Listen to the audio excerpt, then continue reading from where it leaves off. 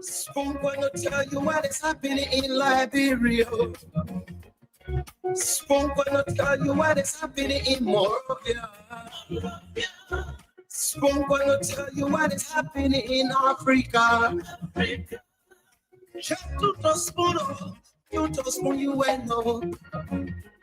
The children crying for starvation, just don't to spoon. You want to get the news update, my brother, don't to spoon. You want to know what is happening, Moreover, don't to spoon. Politicians want to make their decision, just don't to spoon. You want to know what's happening in the ministry, don't to spoon. Yeah, don't to spoon. Yeah, don't to spoon. You from Fonjama, don't to spoon. Yeah, don't to spoon. Every kept my president, my brother, don't to spoon. You got a spoon TV, you got a spoon radio, don't to spoon. Yeah, don't to spoon. You want to get a news update, don't to spoon. Yeah, Rastafari. Kilibamba, kilibamba, kilibamba, kilibamba, kilibamba, kilibamba. What you want? Yes, but you got it. Yes, but you got it.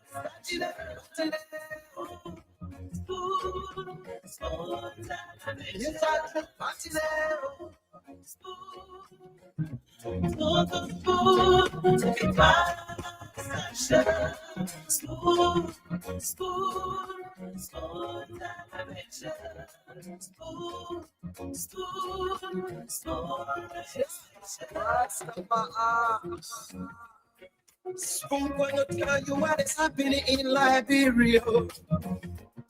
Spoon gonna tell you what is happening in Morovia. Spoon gonna tell you what is happening in Africa. Just to the spoon, you to spoon you and no. The children crying for starvation, just don't to spoon. You want to get a news update, my brother, don't to spoon. You want to know what is happening, Moreover, don't spoon. Politicians want to make their decision, just don't to spoon.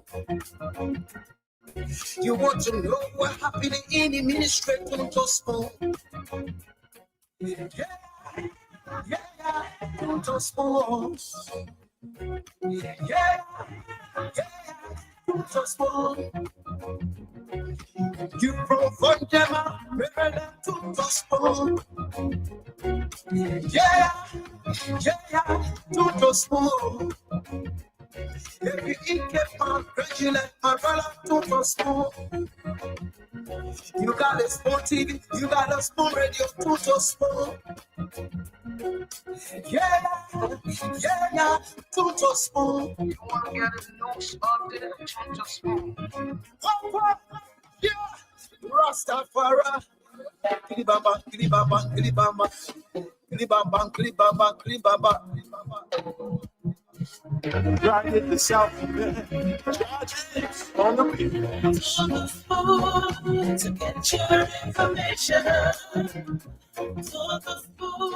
To be well, many thanks to everyone for joining us tonight. We're live on Spoon 107.5 FM. And this is the program Spoon Talk. This is where you get the news, the views of Liberians. This is where you get authentic information about the happenings across Liberia and Liberians across the world, irrespective of where they are. Tune in every single day at about this time to get the news, to know what's happening in the country. So welcome tonight. We're live on Spoon 107.5 FM. Spoon Talk is live on Voice of Liberia 104.1. Thanks to our partner radio stations across the country relaying the show. Thanks to all of the stations across Nimba, Bong, the southeastern region of Liberia, western Liberia, across the country, making sure that Liberians are getting us live tonight. And we also want to say thanks to everyone across the country listening to Spoon Talk tonight. If you're online, you can find us on Spoon TV on Facebook, Fabric TV on Facebook, and Super TV on Facebook. You can also find us on Spoon Talk Live. That's our YouTube handle. That's for those of you on YouTube wanting to watch the show. Maybe not on your phone, but on the regular B stream on your TV. You can find us on YouTube as well and make the most of everything that's in store here for you tonight on Spoon Talk. So welcome. My name is Nelson Collet, and let me just go ahead and recognize a few of you joining us tonight. I see Misha Zin is here. Thank you for joining us. Catherine Fami is joining us from Buraville. Abraham Amara Dunor is here tonight. Thank you for joining us. I see Masa Ricks is here tonight. Thanks for coming on. I see so many of you joining us tonight. Kindly share the show as you come on. It doesn't matter where you're joining us from. We encourage you to always share the program as you come on. Ross Draper TK, that's T7K. Thank you for joining us tonight. Bresco Sankor, thanks for coming on tonight. I see Isaac Ditaralme. Thank you for joining us tonight. Philip, that's Philip. I see Jerry Guitawes, Francis Boyi. Thank you for coming on tonight. Just keep sharing the show as you join us, folks. Spoon Talk is loaded. There's a lot coming on, coming your way tonight. Let me say, Melvin Kia, Amadou Morris Pusa, joining us from Kigali. I see Amos Topakwe. Joseph Dolo Nya is joining us from Sekli Nimba County.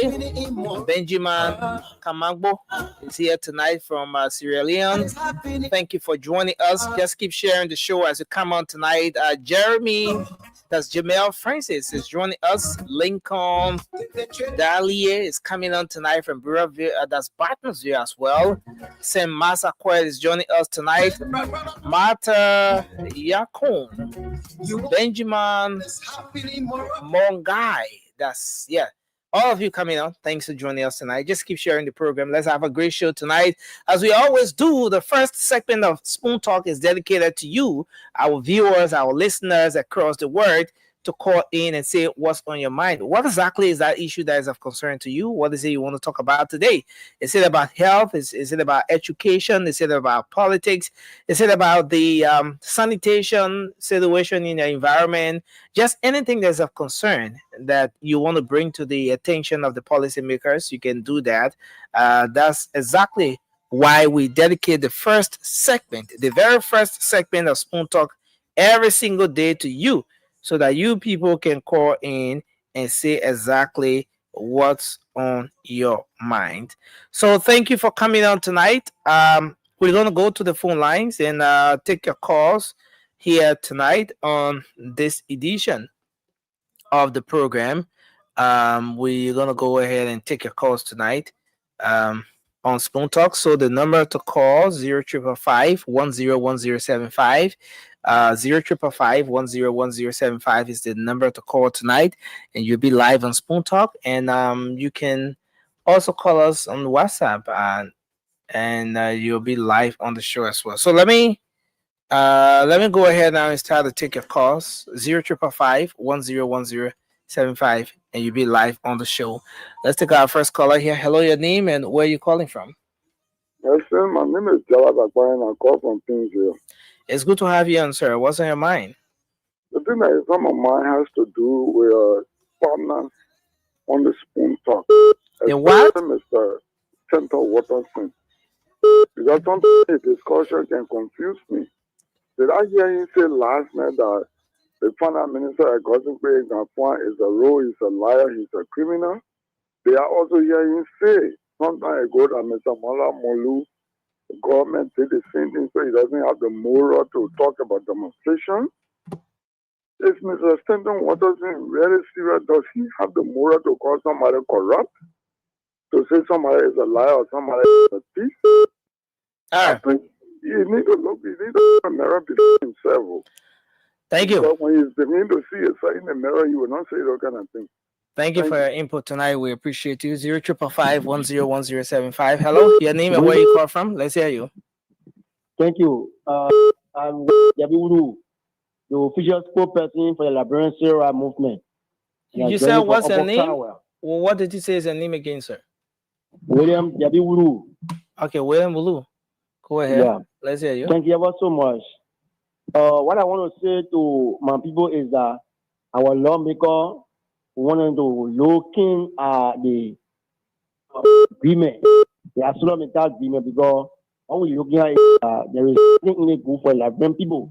You can't tell that I gave you a room to rent in my house, and you tell me, say, you will use my bad door, you get control over it, and this is not good for us. Because the railroad must be there for everybody. I got multiple news.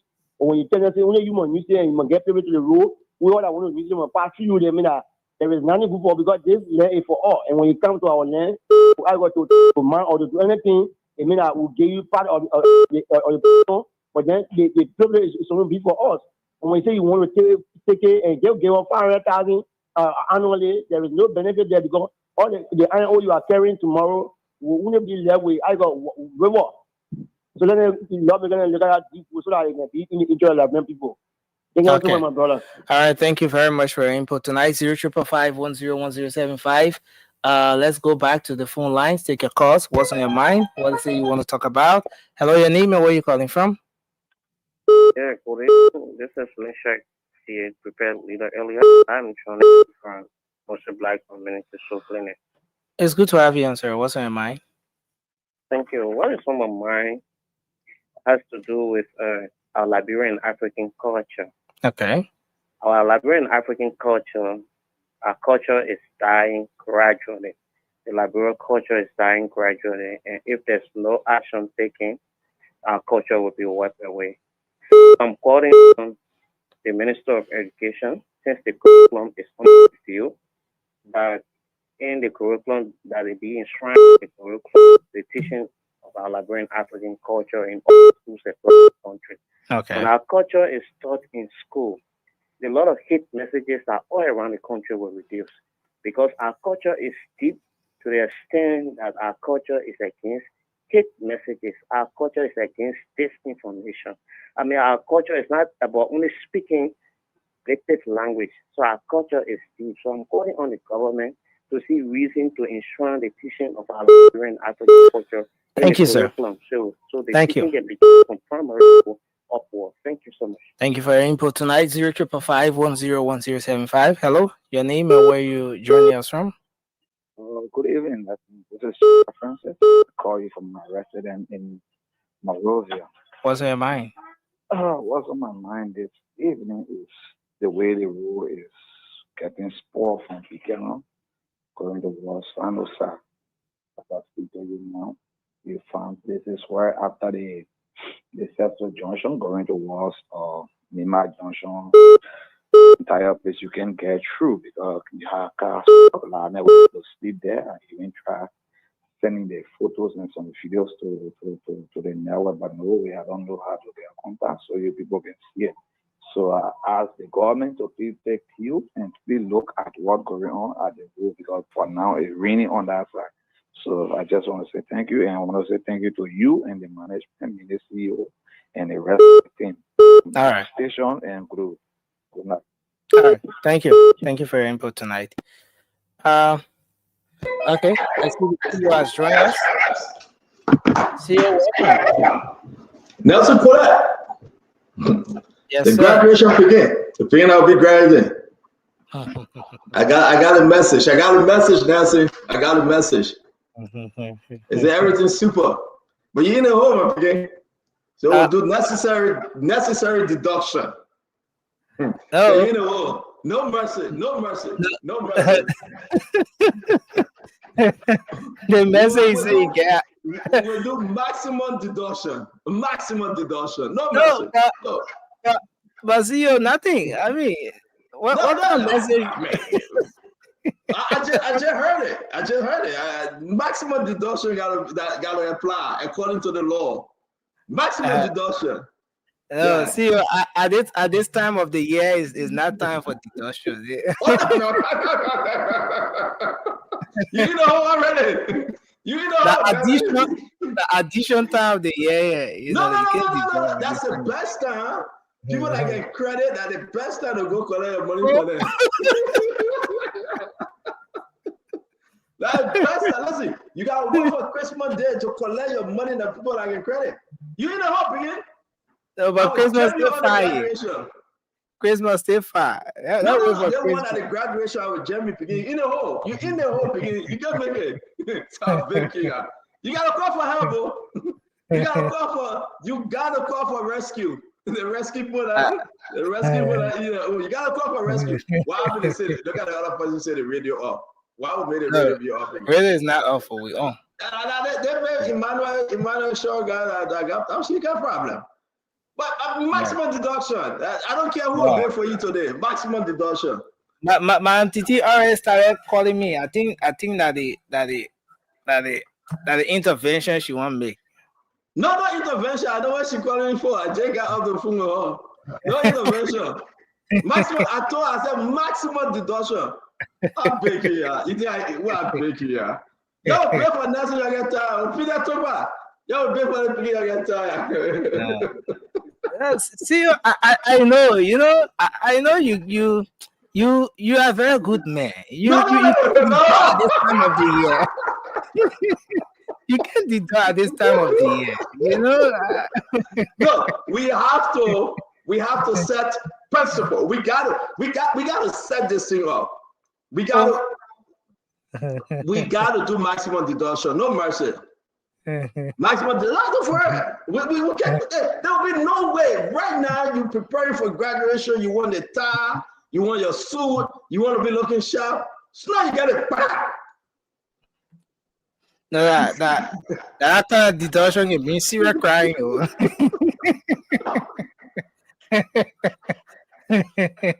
Man, that's it, man. But you're gonna be having a great time. We're ready. We're so happy for you. And by the way, I heard that Madam Titi is graduating too. Yeah, tomorrow. Oh, tomorrow? Yeah. You guys want to go live? You're going live?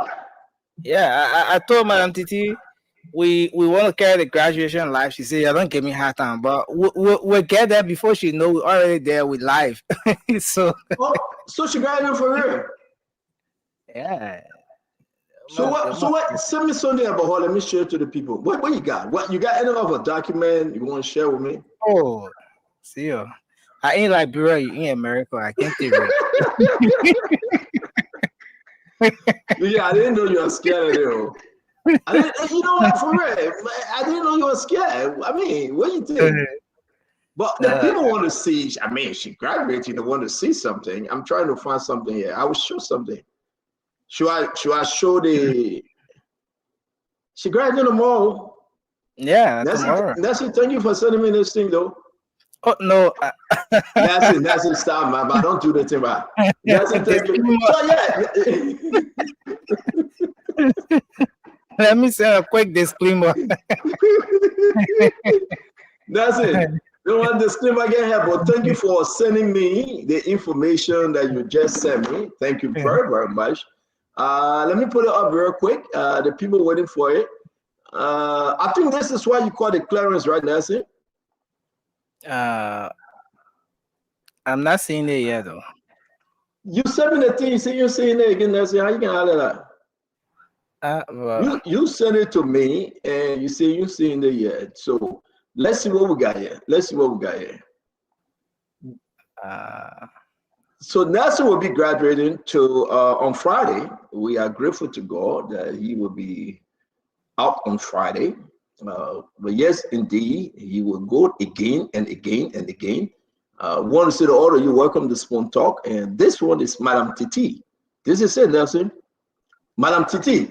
Hey, Nelson, thank you for saying me this. So. But that's it. I can't understand this, right?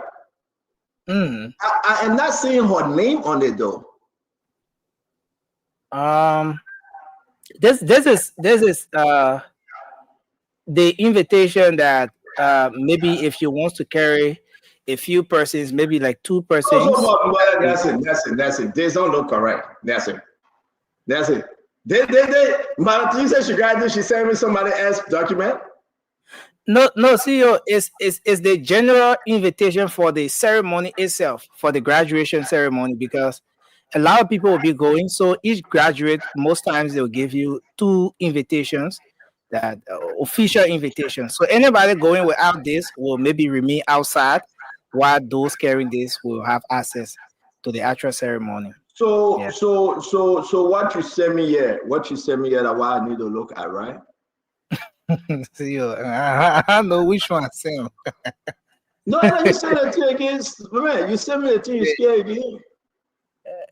Yeah. So this one is the official invitation. So it means that she graduated, right? Oh yeah. Okay, so we sent a shout out to Madam Titi. She, ladies and gentlemen, listen though. She's the CEO of the Spoon Network. She's the CEO. This woman worked magic, and she decided to go back to school. We want to say congratulations to Madam Titi Kane. Seriously, we're so happy that I'm looking for all the great sheet. Yo, hold on 1 minute. If I get some more of the great sheet, said that would be nice. I'm looking for all the great sheet. Just hold on 1 minute, please. I know what Nelson talking about. I'm looking for all the great sheet. Nelson, you want to send me the other great sheet you sent me, but I can't see it again. Can you send me that, Nelson? I will send it at the end of the show. Nelson, don't be a friend, man. Because I'll do the deduction if you do this to me. The person I'm gonna forget what the deduction. Philip, a rescue for me. No, Philip, I said I should call him for rescue, so he's coming with rescue already. Imagine I'm calling for your own contribution, Nelson. I'm going to invite Philip to the church. Oh, okay. Philip, my man, yeah. So Nelson, let me see if I'll put this one out quick. We got a few more minutes to get into the show. I don't know who the other person. The person said they wants to talk to me. You want to talk to me? You text him, just talk to me now. What do you mean you want to talk to me?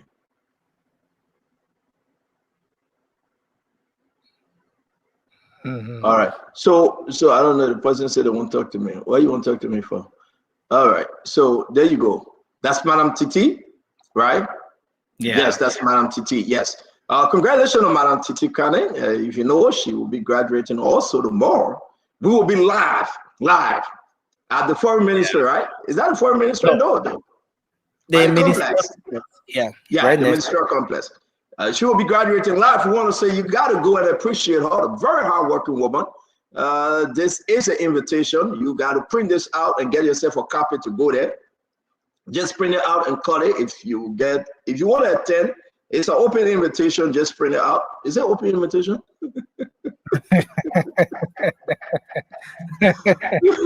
Yeah. So I want to say congratulations to Madam Titi Kane. The woman is in Zico right now. She not buy all her shopping stuff.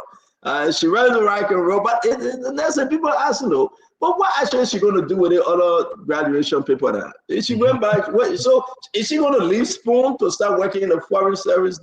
You know, I mean, what's going on, Nelson? What's the plan here? Going back to school? No, my Titi, the last time we spoke, she said she went back to have more knowledge about Liberia. Look at that. Look at that. It's foreign service. Look at that. That more knowledge with E. More knowledge about Liberia foreign service. My Titi, she just decided to go back to school. But I want to say congratulations to Madam Titi Kane. Again, we're so happy that she went back to school. I want to say we'll be having a great show today, ladies and gentlemen. Get yourself ready. Again, the budget. Everybody getting crazy. Everybody in Zigo. The budget. What's happening with this budget? This Gafwan collected the budget again in the middle of the night. He took it home. He changed something on it because he never had asset recovery, war crime code, and all of yama, he never had it, so he changed the budget again. And when he brought it back, they put him, man, you got a problem though.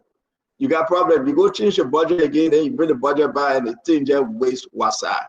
I mean, this is, it's very, you know, people that cutting thing, putting it in what's on Facebook, they're not sincerely that the budget is bad. They're trying hard to fix it, but they can't. But we're going to discuss it tonight, right? We're going to discuss it tonight. We're going to discuss other issues. Samuel Toy case again is postponed. The postponed Samuel Toy case, they say, my man, the other justice is sick. The other justice lost her mother. So we got to postpone your case again. I mean, we got this story. Justice Johnson, okay? She lost her mother. You know, then you get Justice Kane. You know, he just from sick leave. So they say, Samuel Toy, go sit down. We're going to talk about your case right now. Therefore, the government served $364 million the government of Liberia gave him. But something interesting from Roland Gaines today, right? Roland Gaines talked to Tim Jalate, and he said he doesn't know about the $10 million project. But yet, first of all, he said, yeah, I had an idea, but it's a security issue. I can't talk about it. Mr. Public Works Minister, you got to come to your senses. All they're in the lying game. And today, the people of Liberia, most of them went in front of the Finance Ministry today to announce that they were singing Gafwana roll, Gafwana roll, Gafwana liar, because Gafwana messing everything up. And then it took us back to what, you know, our friend and brother Lester Tani said, Gafwana is an accountant. And this is a disservice to the country. We want to say to all of you, wherever you're joining us from, it's just 27 minutes in the show. Continue, just share the show. Ahmed Dukley. Ahmed, I'm doing fine. Thank you for asking. Derek Dimland from Grand Crew. Derek, na fue no señor, apoyo su troll. The evangelist Godson Boplek. Evangelist, may God bless you. Thank you for joining us. Makula's son. Makula's Samatua is making juju. Oh, imagine Samatua making juju, Nelson. Because every time Samatua go to court, a different thing happen. So Makula's son. Lucien Ture. You know, seeing how you doing, my brother. Terrence Gibson. Terrence Gibson is in the house. The name is Jonas Smith. I'm following from Grand Cape County. Jonas Smith, how you doing? Greg Bannon is here as well. We recognize Ahmed Aman-DB. I think that's the name. I got it right. My sister is here. Pierre Cameron is joining us from Atlanta, Georgia. Richmond Condia. That's the name. Okay. Hey, Richmond said he blamed me again. You're blaming for Unity Party situation again. I've been calling is in the house. And Vera Wallis. Hey, my sister V is here as well. Our colleague Sharif is joining us. We want to bring in Samuel Amikemo Rejoice King is in the house. We say Richmond, we call you Richmond. Lawrence Gay, thank you for joining us. Sam Widosia is here as well. Let's see, Tatos Bua. Tatos. What's going on, my friend? Best one. Who is Best? Good evening, sir. Thanks for the good job. Thank you very much, Best. You are the best. Thank you very much. Michael Nimlin. Hey, let me ask you a question, right? This guy they call Original Countryman. The guy gave me Richard Kunhata. Put the picture up if you get it. The guy said Richard Kun. Anywhere you run, I will go there. You go by the Sano or Grand Creek, I will go by the Sano and Grand Creek. What original Congo man so personal about this? Why he chasing Richard Kun? The man chasing Richard Kun so badly that I feel sorry for Richard Kun, because if he does, he's going to beat Richard Kun. Richard Kun just on the, listen, couple of people in this Capitol building, my fellow Liberian, they would never come back. Don't allow them to come back. A lot of them, not even a couple of, a lot of them, don't bring them back. Richard Kun are one of those. What about Prince Moi? What about Prince Moi from Bon County? Do you think he should come back? What about Emmanuel Nukwe? Do you think Emmanuel Nukwe should come back? We got to go down the line and ask questions. Ask the Liberian people. The people took the budget of $16 million. They increased it by almost $4 million. For what? They say they want money to buy toothbrush and lotion and cream, everything. Hey, right? They do. And this is an embarrassment to the core, you know. So we have to just get into this thing and understand it better. But as you share the show, remember that you are doing it because Liberia deserves better. We heard our friend and brother, what's his name, Musa Hassan Berete, addressing the nation on the budget. What do you make about Musa Berete address to the nation? Well, you think Musa was forceful? You think Musa had that Zico in his spine to tell the Liberian people? Musa is not an economist now. He's a businessman. Who would do a better job from the opposition to address this budget issue, Nelson? Will it be George Manawia? Will it be Alexander Cummings? Yeka Musa? I'm kind of confused. I don't know who's going to really break this down for the Liberian people. Did you listen to Musa? Did you listen to Musa today? Yeah, I listened briefly, but it coincided with the activities at the Capitol building too. But I listened briefly. So you just make the point. Musa speech to the nation coincided with the activities at the Capitol building. So those that planned it, they didn't do him any good because people were busy. The Senate was in session. Representatives, they were there. The House was in session, right? Ministers and directors didn't go into work. Musa should have made this in a primetime speech, but he didn't. And a lot of people trying to say, but Stanton, can you talk about it? No. Musa put Uncle Sam on a 4-year contract. You know about it, right? He paid Uncle Sam, and Uncle Sam would be the one to talk about it, not me. But see, I think to some extent they try to adjust that issue because initially the conference was slated for around 2:30, 2:45, but at the time the session was still on. So after the session, then I saw they started the conference, but then within that time there was another hearing at the Senate as well. Hassan Keazulu, a confirmation hearing was today, though it was behind closed doors, but again, it was another activity that went on. Why did Hassan Keazulu behind closed doors? Why? It was leadership decision.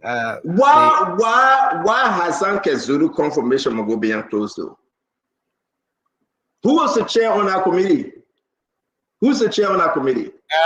It's Senator Nimeni Batikwa. He's the chair on investment. Nimeni Batikwa tell the man, say, can't go in my office and talk to us. Hassan Keazulu been crying since the government took over. The man been crying. He served as representative for District 17, Moserado County. The people rejected him. He said he was going to keep out to run. They rejected him again. And then man begging for a job that he had never tested government job before. Malabrian people, then Batikwa say he will carry the man in your office and close the door. That's what they call close door. They carry the man in the office and close the door to do one-on-one talk and say, my man, you confirm. Hassan Keazulu and everybody that served in the legislature said they won't come by the job. The people shouldn't hire them. And Hassan, my man.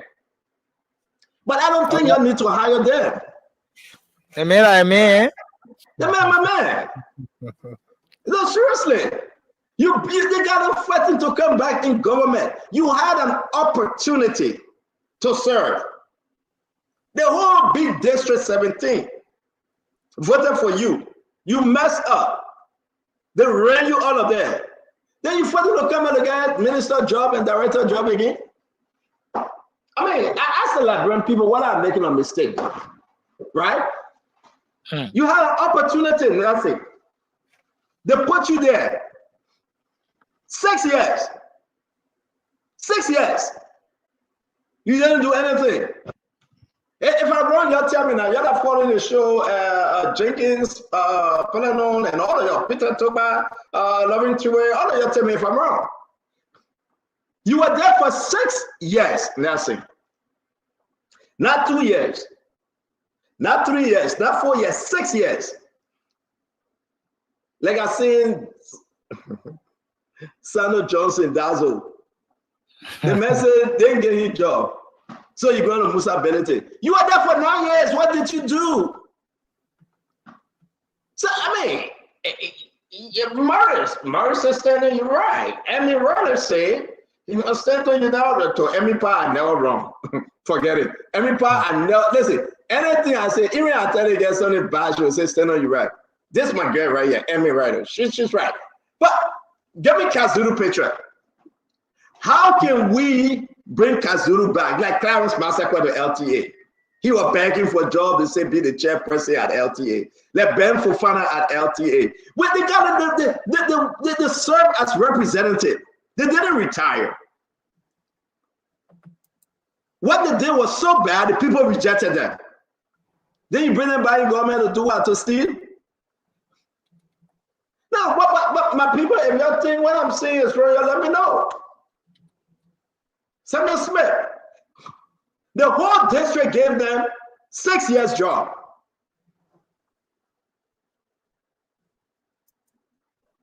Six years job they gave them. They misappropriated the fund. Now what I will say, but they stole the people money. They lied to the district. They took the community funds. They used it for themselves. They had securities. They have money for everything, few everything. They turn the back on the people. You served senator for 9 years. You turn your back on the people, then you say they're going to give you a government job. No. No, they shouldn't give you a government job. They shouldn't. I mean, this is weakness. I mean, you can go up and come out. Listen, let's talk the thing serious. Let's open the line. Let me ask the people. Maybe welcome Uncle Sam. Uncle Sam, I know you. Yeah, you're going to talk about Musa Belete. He's not my friend, by the way. You can talk about him. That's okay. But we never ask the Liberian people first. Those recycling lawmakers that begging for job, should the government give them job? Yeah, but let's open the line now. Open the line. Let's ask the people.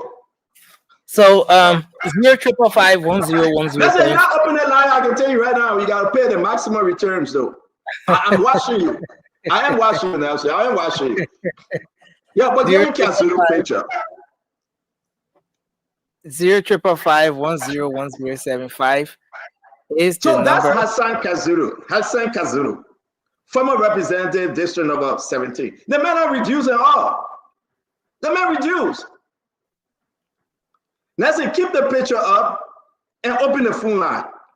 Let's ask the Liberian people. These guys ain't come back to beg for a job like that. The only thing they know. They got no business out there. They will bring no investor to the country. I mean, this is bad. But they will come and say, Papa, give me trouble. Papa, I surround myself. Papa, you're good, Papa. Hey, JMB, I will eat a people water for you. Give me job. You can't even say, JMB, I get this investor coming in the country and let help build our country. You must get job. Hey, Nade. This is something, man. Uncle Sam. Must you get a job before you know that you can contribute, you can work in Liberia? Must you get a job, Uncle Sam? That's just plain laziness. Laziness. Stanton, I mean, I don't understand that. You know, that look, Stanton, there's billions of dollars in this country, up in terms of potential for business. It's just so much. since I came to Liberia, since August, I've gotten like 3 major consultancies in the private sector. Okay. And every day I'm hustling. I go from place to place to place to place. I see all the mining companies are coming. I see a lot of real estate development companies. Go on the beach from 2nd Street all the way to 9th Street. See the muddy, it looks like Miami Beach over there. Go to Marshall. Go to all these places. You can open up a Kentucky Fried Chicken. You don't have to call it KFC. You can fry pepper collar. Uncle Sam, they don't have it.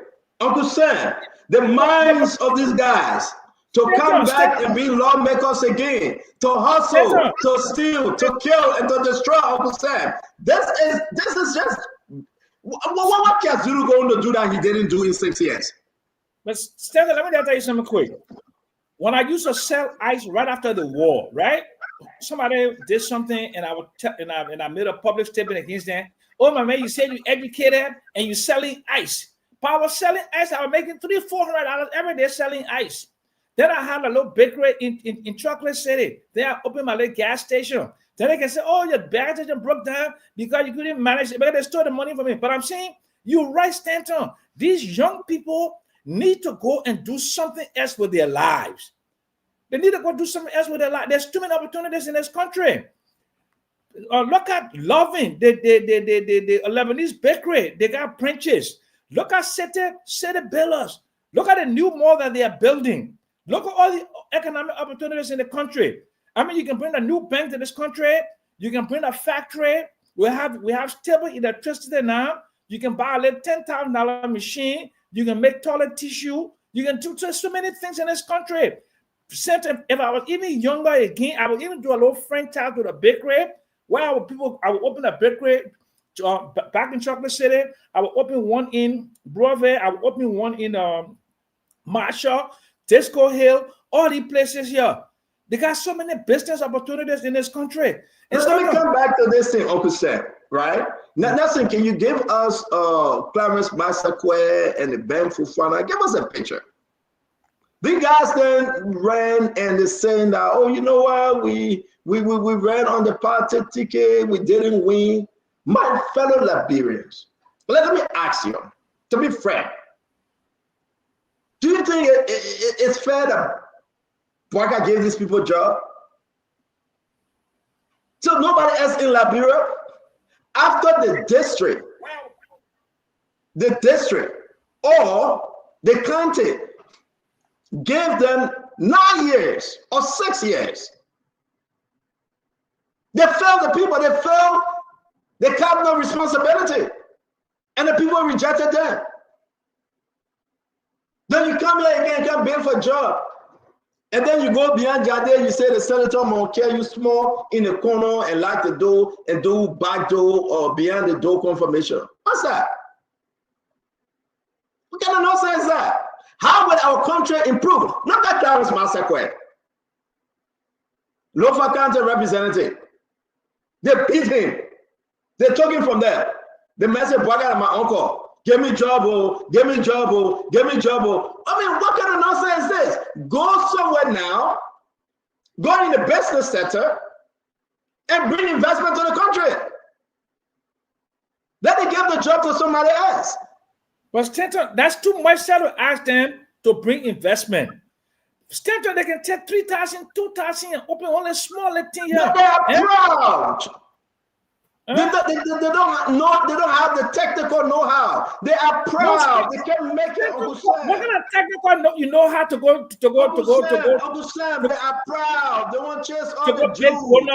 They want to chase all the They are proud, Uncle Sam. These guys making Liberia to be in the back. No, that's it. Uncle Sam, give me Ben Fufana. You ran on the party ticket. You are representative. You are senator. And I guarantee you, if you take Prince Moyi from there, he will say to my main minister tomorrow. I mean, this is an embarrassment, Nelson. This is. All the guys then, they are strangulating Joseph Iman Bouaga development. All the guys then. Give me Samuel Dazo Johnson. He going to draw, and I'm a man. Look at Ben Fufana. Look at Ben Fufana. Look at Ben Fufana. They cry behind Joseph Boaga over, oh, Papa, you won't get me draw, oh, Papa, look at your soul, I'm from Lofa, oh, I am nephew, oh. They cry, they get in job done. But when you are there serving the people for 6 years as a representative, what did you do? Why the people rejected you? When you were serving the people 6 years, why were you rejected? I mean, there must be a reason here. So when I see my friend, and listen, Kazulu is my friend. Kazulu is. They tried the fishery, it didn't work. The young lady at fishery Guinea said, "You're not coming here to spoil my eating." Roland Guineas said, "You're not going to go to that road front, rather." They tried the road front, it didn't work. Roland Guineas said, "You're not coming to the road front to spoil my eating." So Roland Guineas tell the lady, say, don't move. Man, he fought the whole thing. Kazulu was frustrated. He cried. He went to Gafwan, he went to Stikwa, he went to Sylvester Grespe, he went to Mamaka Ability. He was going all over to the speaker. He said, "My man, let me out. I would die. I got no trouble." The man got on his knee, he begged. He said it 23 times, 100 times. And Fubi called me one day. Fubi said, "Well, what's going on with Kazulu?" I said, "Fubi, I can't understand the man that you're man." The man went from one ministry, he begging for a job. But you were just there. Russell, just 2 years ago, you are representative. What did you do that your people rejected you? You can't show one thing you did, but you will come back in government. And that's why the government is not moving anywhere. That's why the government is in problem. That's why the reason why the government is in problem, like Gafwa. Gafwa said that and said he must come back to government. They gave him job on the NGO job. He said, "No, he must come out of government." And at the end of the day, guess what happened? Gafwan did that. Today, the people saying, "Gafwan roll, Gafwan roll." We're playing that one today. They're not calling Gafwan roll. What was that all about? The people say Gafwan roll. They say, "Oh, that all about is the man that roll." Gafwan lied to Uncle Sam. The people say Gafwan roll. They asking me. And are you in like, bro? No, but I want to know. I mean, what were the cause of that? I mean, there must be a reason why they were in the street. Why? Why they were in the street? They went in the street because Gafwan road. That's what they said. Mokona on the show. They went in the street because Gafwan lied and said he got 2.3 million in the budget for asset recovery, but nobody can find it. They went in the street because they need a benefit, and Gafwan is not giving it to them. That's a serious thing for the people to come up and call the finance minister rogue and a bloody liar. That's a serious thing. It's not a joke. Yeah. People are getting tired. They are getting tired, Uncle Sam. The people are getting tired. The people can see through the glass window now. Nobody need to tell them. Instead, they don't need to tell them. The people can see through. I can see clearly now. The rain is gone. Ooh. Hey, man, I remember when I went to Russell. And Russell brought out Clearwater soup from what's it getting? Robina. And Russell, we were drinking that Clearwater soup, Uncle Sam. And Robina, you know, then other people out there, we can't call their name, you know, and they were playing the song. I can see clearly now, the rain is gone. I can see all the obstacles in my way. Hey, Uncle Sam, I know you're thinking about your time when you're around and you're picking, Uncle Sam. All the dark clouds that held me down. It's gonna be a bright, sunshiny day. That's how you have it. I mean, can you usually go out in the spot? Can you what you make up with this song? I can see clearly now, the rain is gone. Woo! Oh, God. I can see all the obstacles in my way. The way you put in that song to use in a different way. But man, I put it in my way, and you put it in your way. I can see clearly now the president has reduced his budget. Oh yeah, you can put it in that way, and I can put it in my way. Because the Liberian people, I will say this to you: people fear somebody trying to block my stuff here, man. It's like the mouse is sticking, you know. And I gotta be careful when I bring in Kanye, because you know Kanye's support for Unity Party is above and beyond. He can sabotage and do anything, so we gotta be very careful. He's a Mozart. He's a Mozart. No, I don't believe in CEO. I believe in free speech. I respect that. We have our brother on the show. They call him the Emmanuel G.K. George. We are still waiting for Mr. Cummings to tell us whether you will address this national 2026 proposed budget issue. We got two ANC on the show. Don't forget, now we got the suspended ANC chief, Phoebe Herons from Ouagadougou. And we have the chairperson for the USA chapter, I believe, Chairman Emmanuel G.K. George from Pennsylvania. I believe that's where he's from. We have Jefferson Chesson. Jefferson Chesson, I don't know his position in CDC, but sedition. He was a UPS first. Right? He got no position. Oh, he got no position. Okay. The man is a free ruler. The man is a sedition. But we have my brother Russell, Winfred Russell, on the show today. Guess what? Winfred Russell, Winfred, which party do you support? Or you just support the Liberian people like I do, right? Russell, when I hear you. You know, my I just support Liberians, you know, and Liberia, and that's what I'm about. I'm not a party guy, because a lot of the parties are not about ideology.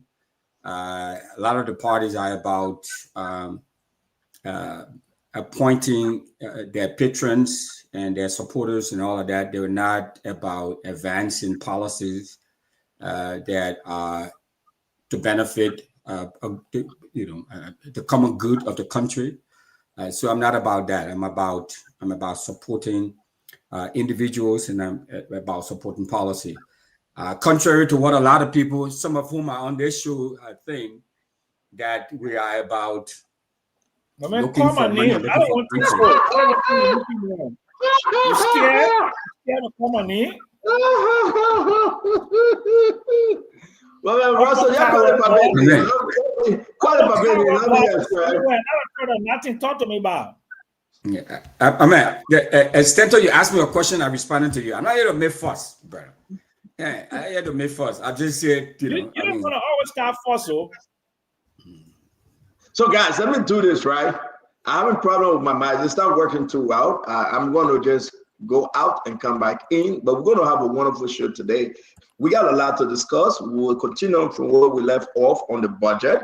For all our information correct, the budget was recalled for a couple of hours, and some adjustment were made.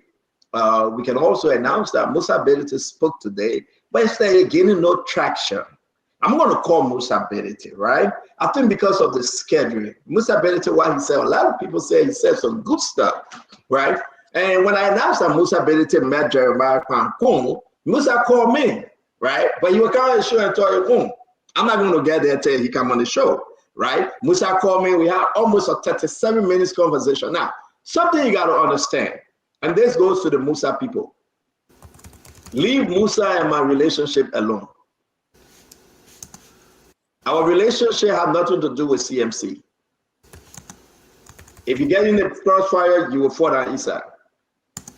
We had a good conversation yesterday, and we're going to talk about what Musa discussed concerning the budget. It's good to have Kanyo Bagbala on. It's good to have Chief Phoebe Herons on, Emmanuel George, Jefferson Chesson, Winfred Russell, Uncle Sam Jackson, Dr. Bupla is coming on, Karis Musa Gray will be on, Asido will be joining us. We want to say it's going to be a very, very unique show. Whatever you are, share the show. Let's make progress. This too is Liberia. You understand we will be out of here, 7 p.m. Today is Tuesday. Today is the day the Lord has made that I will be going to Bible study. And guess what? I'm teaching Bible study tonight. So I got to get in Zigo, get in my phone, and Phoebe Henry is sending me the Bible message that I will be preaching on tonight. And I will be delivering the Bible study word tonight. So God bless you. Let's discuss the Liberian people thing. Uncle Sam, we'll give you 30 minutes, right? From you, Uncle Sam, 30 minutes only. Please watch your time. I hate to interrupt you. 30 seconds, 30 seconds. I try to get Uncle Sam attention. You gain 30 minutes when I move from here. We'll be here till tomorrow. Uncle Sam, we give you 30 seconds for your intro. Russell will give you 30 seconds. But everybody, please watch count your time when we reach to him. I beg you, you're going to look at the clock, right? We're giving 30 seconds. Right. But let's go ahead, Uncle Sam. Welcome to the show. Welcome, folks. Let's have fun. Thank you very much. Look, I am very much impressed with Musa Hassan's ability. I'll tell you why I'm impressed. I knew him from a distance, and I knew him like family, right? But to have worked with him the last few days, the guy had more mastery of the budgetary figures than I did, right? The guy wrote most of his own speech. The guy was up on it. And he did a good job. So people are talking about delivery and all of that. Not everybody is a Shakespearean actor, but if you look at the numbers, what the guy was calling, the guy said, don't put the $200 million that ArcelorMittal is giving you to spread it across the budget. He said, I want you to create and capitalize an agricultural investment bank. When you capitalize at an agricultural investment bank with $200 million and put it in the 15 counties, do you know how many jobs you will create? How many millionaires you will create? You know the state of agriculture in this country, but you're taking $200 million, which is a one-off kind of payment or sweetheart payment from a corporation, and then you're spreading that money all around. Then in 2027, 2028, the budget goes just at $1 billion or below $1 billion. And right now, this budget is not even a $1.2 billion budget, because $228 million out of that budget is what economists and financial people call contingency. It's based upon certain things that we're not even sure what happened. Can you imagine $10 million from asset recovery, and they're putting it in the 2026 budget when the court cases have not even begun? And you know how long court cases would take to adjudicate that? But Musa did a splendid job today. It is good for Liberian democracy. And sometime tonight, we're going to put our micro analysis of the budget. Today was just a summation, but we'll do a macro analysis of the budget where we're going to show you all the figures and all the places that we can get savings, and what we're going to do: support education, support health, support agriculture. But the question is always, how do you pay for it? And we'll give you the numbers, how we're going to generate the numbers to pay for the reforms that the CMC is going to be promoting. Thank you very much, Stanton. Thank you very much, Uncle Sam. Thank you. Mr. Russell. Thank you, Stanton. And I think many of us have seen the videos that have been shared on social media, especially Facebook. I put some information in the group chat too as well.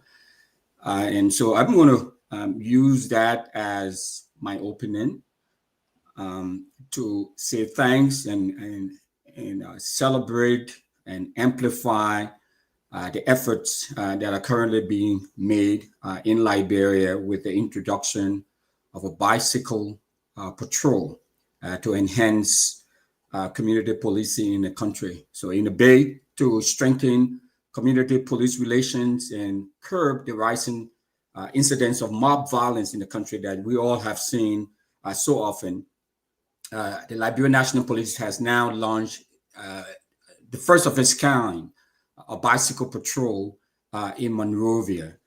Central Monrovia is going to be expanded to other parts of the country.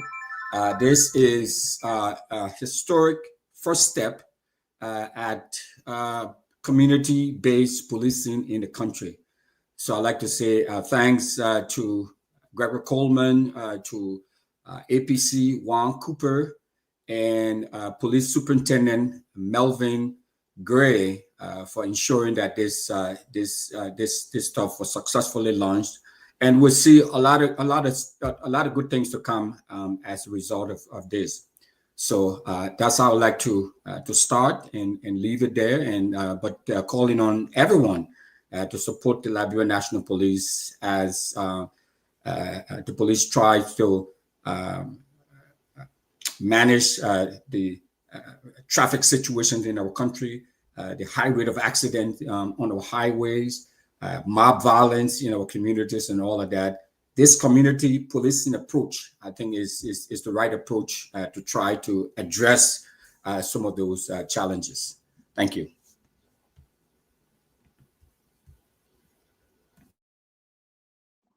Thank you, Russell. Tayo, let's hear you, my friend. Well, thank you. Two things to very quickly cover in my intro. Welcome to everyone on the show today. It's good to be back and to talk about positive things, hopefully, about Liberia. First thing we want to share is that on Saturday, apologies, Tento, I'm not paying for this. I'm just using my presence here to air it. On Saturday, November 22nd, the Centrism movement is officially being launched in Monrovia. It's going to be quite an energetic and massive affair. We hope that some of the panelists that are here, that are in Liberia, if you have the time, please join us. We'll share the information with you. Come and meet the folks that are powering this movement to bring a different kind of ideology to politics in our country, to governance and civics in our country. The second thing I'd like to point out that I'm excited about today, the Ministry of Health launched a massive program with support from the World Bank around detecting infectious diseases. I think that if managed well, it can help to mitigate some of the challenges within the health sector, which are so acute nowadays. So I think that's a good thing. I'll end by saying that I'm looking forward to the conversation around the budget, especially the positive aspects. I think today's incident was stage managed and planned to embarrass Gafuan. I think this is a deliberate process to undermine his expertise and credibility.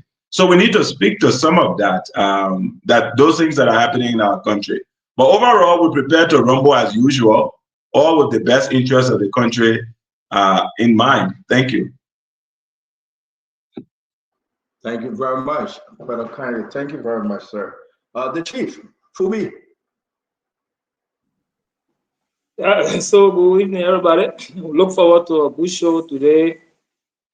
And I think the finance ministry did a good thing. You know, they took down the first draft budget and they replaced it with and did some editing. And I think that's good. You know, sometimes when you make some errors and when people point them out, it's good to correct them and present a fair and better one. So I think that was a good step from the Ministry of Finance to make those corrections, so that they will have at least a better view of the budget with some of the, because you know, sometimes when people preparing some stuff, you have some errors. You know, we all are prepared budget and even large documents. We know we go through those things at different points in time. You know, we present the draft and we go back and correct it. And we realize while presenting, you realize that one or two lines that didn't make sense, that needed to be corrected, and it's good to go and correct them. So I think it was a good thing from the ministry to correct that, especially after all these public criticism. But we look forward to a good show. Thank you. Thank you very much. Let me bring you in, Emmanuel. It's good to see you, sir. Thank you. Good evening, Uncle Sam. Good evening, Betty D, Councilor Bala, Chief Fubi, Jeff, and Isaac Doe, along with Stanton. Good evening, our listener. Thank you for joining us this evening. It's a privilege to be in your homes this evening, whether you're watching it on Facebook, YouTube, or listening to any of the many radio stations in Liberia. Lo Fubi Hori Bus Traffic. And I think that why you were alluding to today, I don't know. I know we can make mistakes, but the fact that you change the annual something from 880 to 975, that's a serious mistake. Someone should have caught it a long time ago. But this evening, we look forward to the conversation, look forward to what we are going to discuss. And I look forward to interacting with these wonderful gentlemen on this panel and our audience. Thank you.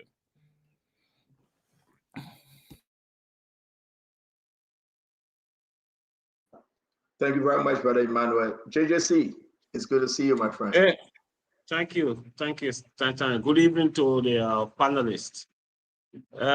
Few things my attention has been drawn to today. I listened to the Minister of Public Works, his entire interview. I think it was haphazard, but we addressed that. But most importantly, he talked about the president $10 million project in FOIA. And gentlemen, we're amazed to know that the Ministry of Public Works cannot speak to that project. He publicly said he cannot speak about it for security reasons. Secondly, he was asked if he granted permit for the construction. I mean, he couldn't even definitely say as to whether he granted the permit for the construction. I mean, this is the country's entity responsible for construction in our country, for civil works in our country. And he could not speak to the fact that he granted construction permits to that structure that have been built in FOIA. And I think this is troubling for our country. Nobody, no government official, no entity has any information on that particular project. That is about $10 million of the Liberian people money. This is something that should be troubling to our people. This is something that should call for at least serious rioting within our financial system, because that money could be used to buy drugs in the hospital. Thank you very much, brother. I beg you, just 30 seconds. Thank you very much, Jefferson. We just got to give our point, then we can come into it, please. Isaac, it's good to see you. It's good to see you, Isaac. Welcome to the show. Thank you, Santo. It's nice to be here another day. I came on the show wondering about our country. I've been asking myself the whole day, and I'm yet to find an answer. Hopefully, as we go on today, somebody somewhere brings sense to the table that will help my curiosity. I've been wondering on the country that we are having, wherein the very 1% keeps getting richer and the rest of the people keeps getting poor. I sat on my bed going over the budget again and again and again and again, and I just been wondering, why are we creating a budget that only takes care of the 1% and the rest of the people keep getting poor? I'm concerned about the country, and I came on the show with a very heavy heart. Also, thank you very much. Thank you, guys. It's always good to have you in studio. It's very, very good that you're taking all of your time to come and have conversation with the Liberian people. As always, we want to welcome you again. Thank you for sharing the show. Thank you for being part of this process. Let's have fun. Let's discuss issue of national concern. Yes, indeed, we are talking about the budget. Yes, indeed, we are talking about Sanatoy. Yes, indeed, we are talking about road and gettings, public work. We are talking about GAFWA. We are talking about all this issue. And we'll be also discussing, Musa Bedi's speech to the nation today, discussing this very budget. I want to say, if you're ready, I am ready. We can get this thing started. We can rock and roll, because that's the reason why we're here. Everyone will be given the time to speak, please. No interruption, like we all do. And I want to say, yes, it will be a very, very, very heated argument, conversation. But we hope you will go home with something today. We hope you will go home with something today. Uncle Sam asked a question. I like to play this. Let me play this first.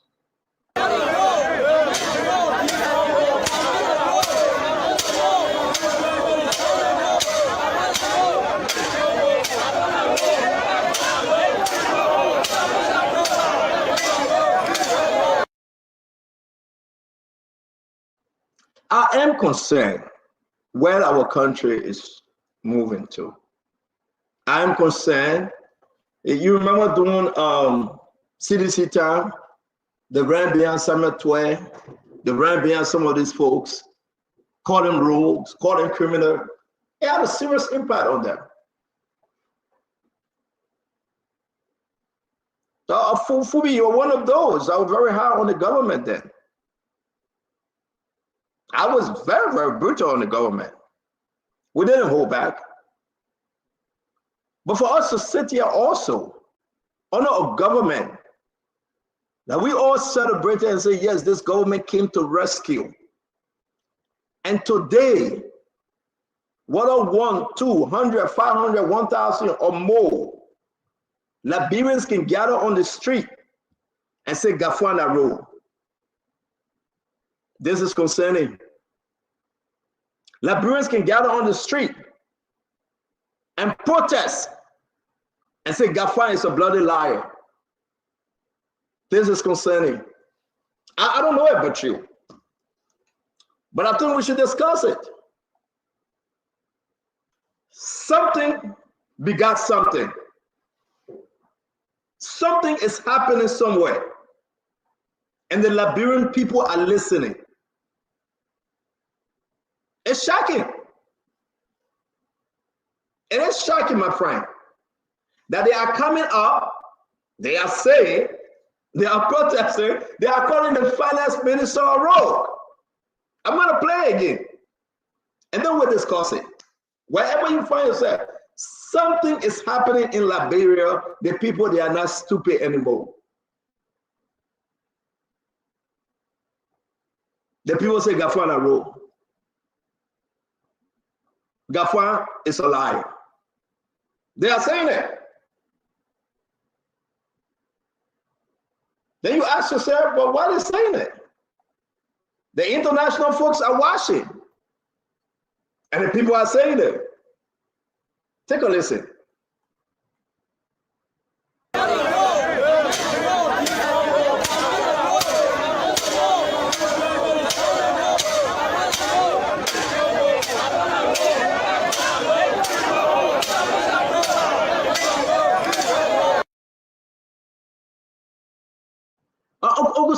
Uncle Sam, let's hear you on this one, Uncle Sam. This is terrible. Look, this is very troubling. I have a lot of respect for Kafwan. I was very pleased that he became finance minister. And being that the guy worked in the central bank when I was minister of state, and we sent him to school and all of that. And I saw his temperament as a young man coming up, a student leader. I believe it was going to be very different. I believe in from the bottom of my heart that Kafwan will concentrate more on the bread and butter issues facing the people in the country instead of the politics. But clearly, Kafwan financed the removal of Fonati Kofa. Clearly, Kafwan tried to manipulate the budget. How do you, without a recast, go from a projected revenue of $880 million, okay, expenditure, and you spend 975, and then no one had the understanding, a part of that budget team, to say, number one, they were breaking the law. They broke the law. The budget is a law. If you overspend the budget, you broke the law, and that is criminal. That's why they came back to the $880 million. Somebody told them, this was not a mistake, my people. There's no way in the age of artificial intelligence with proofreaders and editors and all of that, you will make a $90 to $100 million mistake in the budget, which even if it's 1,000 pages. Why did you put a figure in there? It was only when people like Baba Conte, myself, and others that we pointed out that this a budget altering figure here was clearly wrong. And now that when we do the budget, And so, I heard somebody talking about my very good friend Phoebe. It's a mistake. It's not a mistake. It's not a mistake. You use a third eye. There's nowhere in the world where people do budgets without outside consultants like editors, like proofreaders and economists and budget analysts to come and double check, triple check, and quadruple check. Uncle Sam, Uncle Sam, how dangerous this is for Gafwan? Your second year as finance minister under this government. They are calling you, they say you're rogue, you're criminal, you're a liar. People are protesting. How dangerous, not only for Gafwan, Uncle Sam, right? But for the government now. How dangerous this is? No, this is specifically for Gafwan because Gafwan had the support of the young people within the Unity Party. The Unity Party Star Wars. In fact, Gafwan was even looked upon as a possible guy that will succeed JMB in 2028. Believe me. And so he was aligning his forces there. But if you are alienating the streets, okay, if you are alienating Mawata children then, and they are coming in the middle of Broad Street on a sunny day in Monrovia and calling you rogue, you have to think about the reputational risk. You just came as a ADB guy in a foreign country. And that when people Google you, they will see that that's a reputational risk. So I'm appealing to my friend Augustine Gafwan that is listening to me, right? You need to fix it, okay? Because you're a young man, you have a potentially great future in this country. Whatever is happening, fix it for the streets, but also in terms of the major thing of the budget. The budget is a law. You don't play with the budget, Uncle Sam. Let's move forward. Let allow others to speak. I want to bring you in, Brother Russell. This is a big one. Let me play it for those of you that just joining us. People stage protest today. They say Gafwan is a rogue. They just can't understand the budget. They need the benefit. And something about that whole thing, you heard Gafwan say yesterday, I can guarantee you got 2.3 million in the budget for asset recovery. We look at the budget, it got zero for asset recovery. They gave the budget was pumped up illegally for extra maybe $80 million, $90 million. They opened Gafwan and said, my man, you want to steal from the Liberian people? Gafwan said, you give us the budget back. The Liberian people hit the street. They said they will come again. And they begin to chant, they begin to sing, they begin to say, you know what, Gafwan, you're a bloody rogue. You're a bloody liar. And now the people are on the street.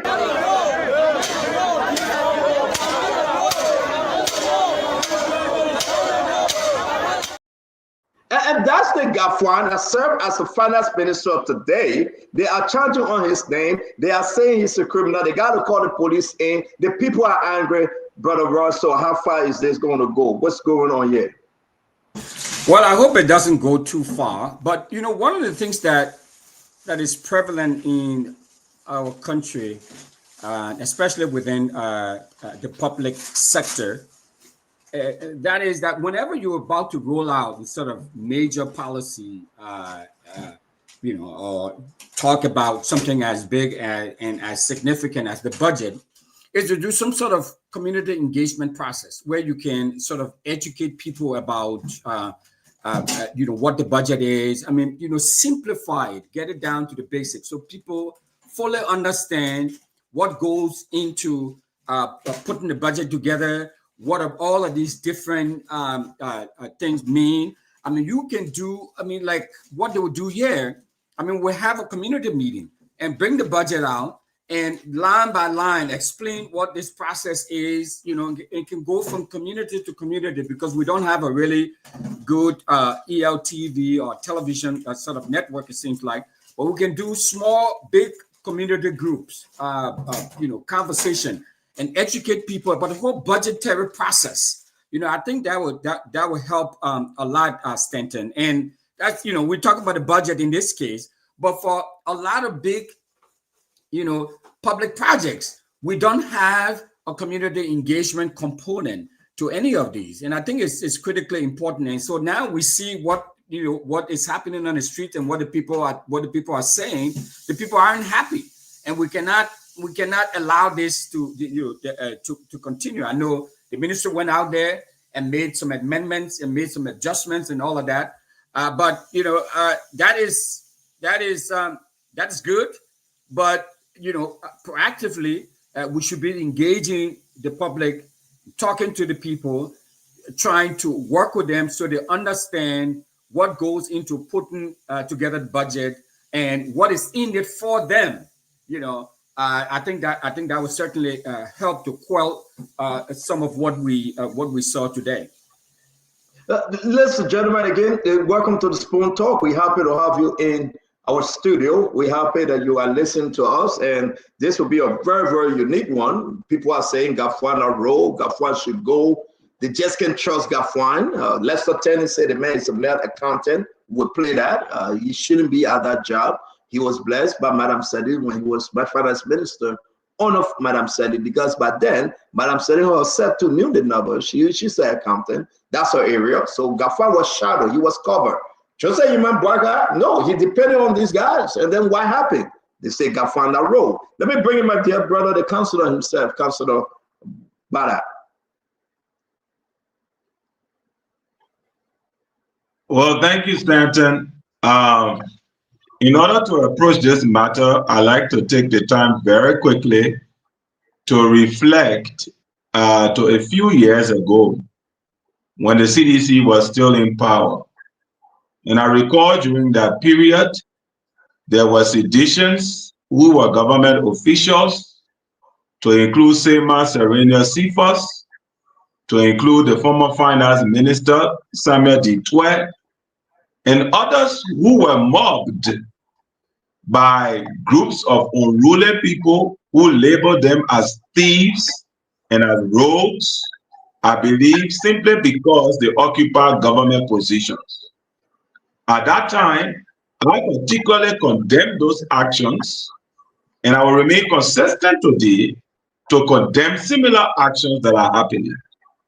I believe that those mob of people who came out there to attack Minister Gafwan are not only wrong, but should be held accountable. Because simply by the laws, that is an assault on the person of a statesman. Whatever grievances they have, legitimate or otherwise, I'm sure there are mechanisms to address them. But we cannot engender a society that is based on mob action and mob violence. What is different from people who go into the communities and burn down police stations when you have a bunch of people who can surround a vehicle and attempt to mob a minister? And for what purpose? The budget is submitted to Parliament. Parliament is going to scrutinize that budget. If you claim that there is a mistake in the budget, parliamentarians are going to look at it. And even if the Ministry of Finance said, look, we made a mistake, bring it back, let's fix it. Is that sufficient ground for people to want to mob the minister? Then I don't want to hold a government position, especially if people are going to, on groundless basis, accuse you, impugn you, try to sully your reputation and violate your personal space and want to act violently against you on account of a professional piece of job you're doing. I think we shouldn't play politics. It was wrong when the CDC was in power, and we condemn it.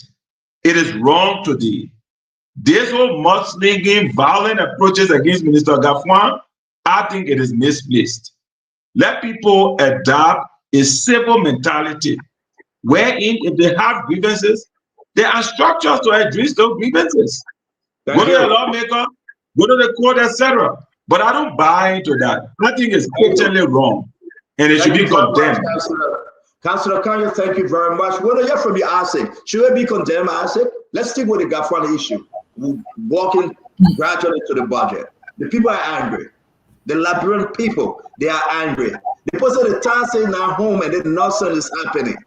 That somebody will enrich themselves intentionally, part of the budget for summation, and they say, well, we didn't know. They're on the street. Listen to them. Listen to them.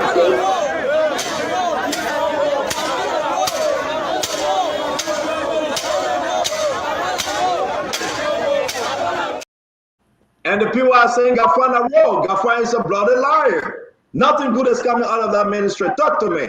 I said, go talk to me. The least responsibility of any matured government is to understand the plights of the people. It will only be sheer wickedness to think that the people coming out to protest and calling you names because they don't have electricity means they are bad. You are a different kind of human being. So let's go into the question if this is justified. I think so. Most of these people over there, if you listen to the actual interview, most of them talk about their benefits. Most of them talk about salaries. Most of them talk about the hardship in the country. If you have a group of people listening to the government telling them, you know what, we get budget surplus, but then they can't get their salary, you don't expect someone to ask, where is the money going to? If you have a group of people somewhere seeing the economy in the country so hard, but the government keeps telling them that everything looks better because money wasting, you don't expect them to ask questions? Of course, it is justified. So they will come and call you a rogue simply because you told them that you get more money that you wanted to use, but yet still you cannot pay their benefits. So where's the money going to? The last time I checked in the Bible, Jesus was not yet in person. Did Jesus come to take it in heaven that we don't know? You expect the people to ask who? The imam or the bishop in the church? Of course, their actions are justified simply because they are demanding for their government to do for them what they said they would do for them. And you want to say that people should go to the Supreme Court and ask the Chief Justice, please tell the government to bring water in our community because they promised us to bring water? You want the people to go to the Supreme Court and tell the Supreme Court, please tell the people to pay our benefit and say they got more money before they get their money? I don't know where we're heading as a country. That's what I said from the initial stage, that I'm worried about the country. I am worried about the lies. I'm worried about the propaganda because a government is in power that thinks they can make the country better on lies. We have a government in power that thinks they can make the country well off on propaganda. We have a government in power that tells the people that indeed your country is better. We got more money, but you will not get your salary. And you expect the people not to make that known through their voices. Their action was justified, and I think that's the right thing to do. Azado, thank you very much. The Chief Fubi Herons. Let's talk about Gafwan video. The folks are calling him Tiffy Roll. Yeah, those are normal things. Article 1 of the Constitution says all power inherent in the people, all free governments are instituted by the authority and for their benefit, and they have the right to alter and reform the same when their safety and happiness so require. And you will have everybody in the country will not be happy with the performance of Minister Gafwan. So you might have those that don't feel happy to exercise that right, their right to protest, as long as they didn't inflict any bodily injury against him, and the police were there to put it under control. That's fair, because you will expect that in a democracy, and that's something that will happen. It happened to Tue, it happened to different ministers and different McGill, and the guys even went to UL campus, the children booed them. All sort of those are normal things for the society. So people shouldn't get over the edge with these kind of things. But it doesn't mean that Gafwan is a role. It doesn't mean that Samuel Tue is better than Gafwan. Gafwan performance is far better than Minister Tue and the other stuff. So I think the people need to understand, do some of these things, but you will not have everybody being happy. That's a fair thing. So you gotta expect this kind of protest actions from people from time to time, and they will do that. Even the legislature, they did that to them. Even gray years. Sorry to interrupt you, Fubi, but it led to the removal of the CDC government. We know it's the Constitution, right? We know that. Listen, that you got to go express yourself, say whatever. We understand that, but everything you're saying, it led to the removal of Samuel Tue. It led to the removal of CDC government. If what you are saying hold water, they mean that the people are angry and they will remove the Unity Party government, though. The government got obligation to listen to those and not sweep under the carpet and be able to improve. Even if one person stand up to protest, listen to that one person and work on it and improve. The government had the obligation. So Gafwan should not just take it lightly. You look at it, and work on it and do a better job. I'm just saying, comparing him to Tuel, he's far better than Tuel. Thank you. Yeah, thank you very much. We had a poll over here. The people took Tuel over Gafwan. They were very adamant. They said Tuel was better finance minister than Gafwan. We talked to a lot of Liberians, and they overwhelmingly said Tuel was better than any of the past finance minister post-war. So just to get that out there. And before I come to you, Emmanuel George, let me bring in the Honorable Karis Mose Gray. One opposition, one imposition, or one up. I don't know whether you're opposition, Emmanuel George, but I'm sorry. Let me go to Gray real quick. Honorable Gray, welcome to the show. Let's hear you. Thank you very much, and I want to say good evening to all. The statute that created the ministry itself, that merged the Ministry of Planning and the Ministry of Finance, provided for that ministry to not just deal with financial matter, but to plan and to develop, to set the financial planning of the country, priorities areas. That's what they call it, Ministry of Finance Development Planning. That's what they call it. The budget originates from the executive branch of government. The chief architect of the budget of the Republic of Liberia is the Minister of Finance or the Ministry of Finance. There is not a debate. That's the chief architect. They determine where spending goes, where we spend 1 million, 2 million, 3 million, 4, 5. So for the Minister of Finance to neglect a sector of Liberians who should be benefiting or who should get certain amount of money, and they don't see that in the budget, and civil servants don't see salary increment on the basis of commitment, public commitment to the people, who do they go to first? They've done the most important thing, they run to the Minister of Finance first. They don't run to the legislature first. The legislature will reappropriate. In fact, sometimes if the legislature increase the budget, the national cake, those who are doing revenue collection will ask where the source of funding. For example, they will ask, what's the source of funding? Maybe if the budget is 10 million, they increase it to $12 million and say every civil servant will be paid $200. They could make that political statement, but the source of funding is very important, and the Ministry of Finance comes in.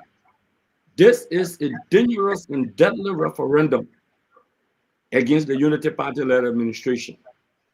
When you see people who are supporters of the administration, who stood in the feces water, moving towards the financial arm of the country, the developmental arm of the country, the planning arm of the country, and calling the minister rogue, and we sit on this platform and say, oh, they did it to the other person, they did it, but that was a referendum.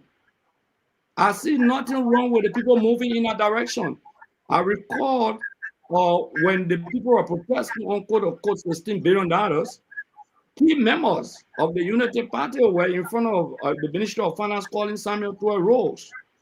Oh yes, they were publicly calling him rogue, so there's no crime about that. Nobody's life was in danger today or yesterday. No, nobody's life was in danger. The people are expressing a disappointment in an administration that they voted for. So yes, I was one of those who were on record when Gafwan was being called and said, no, he should not accept this job. This job is not an ordinary job under a rescue government that is not serious to rescue the country. God does not fit in our capacity, in our portfolio, in the midst of enemy forces. He himself has become the enemy, leading the front line with bazookas, an intercontinental ballistic missile launching our people, and civil servants cannot get their pay. So nobody coming on air to kind of sugarcoat to say Samuel Tuel was the West minister, maybe because you have problem against the Liberian people spoke on this radio platform. They were very clear. It was a massive cataclysmic defeat to GAF and the other ministers. Massive. You can go back and bring it on. Okay. So thank you very much, Craig. We gotta move on. Let's get to Emmanuel George. Great, thank you very much. Thank you. Great. Emmanuel, let's hear you. Let's hear you while we close on this topic. Then democracy is a government for the people, of the people, and by the people. The preamble of our Constitution says, we the people. And then Article 1 says, all power is inherent in the people. When Minister Gafwan was Minister of Defense. We, the people, supported him and respected him. We clapped for him when he was at the Ministry of Foreign Affairs, rather.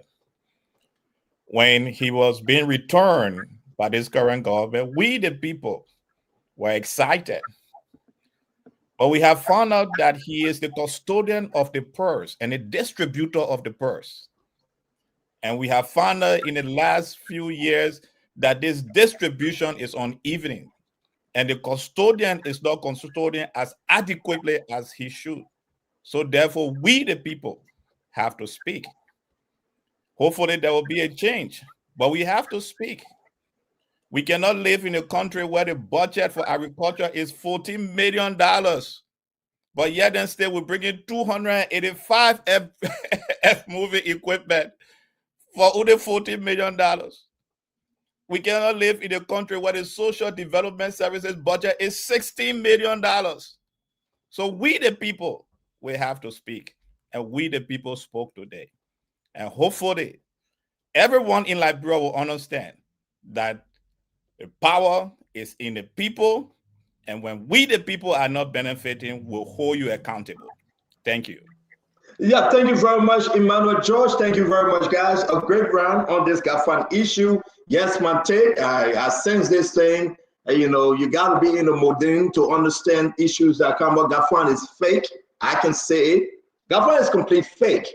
If you have a finance minister coming live on TV, right, and we got a budget in front of us, and the finance minister insulting the journalists then, to say you guys can't read.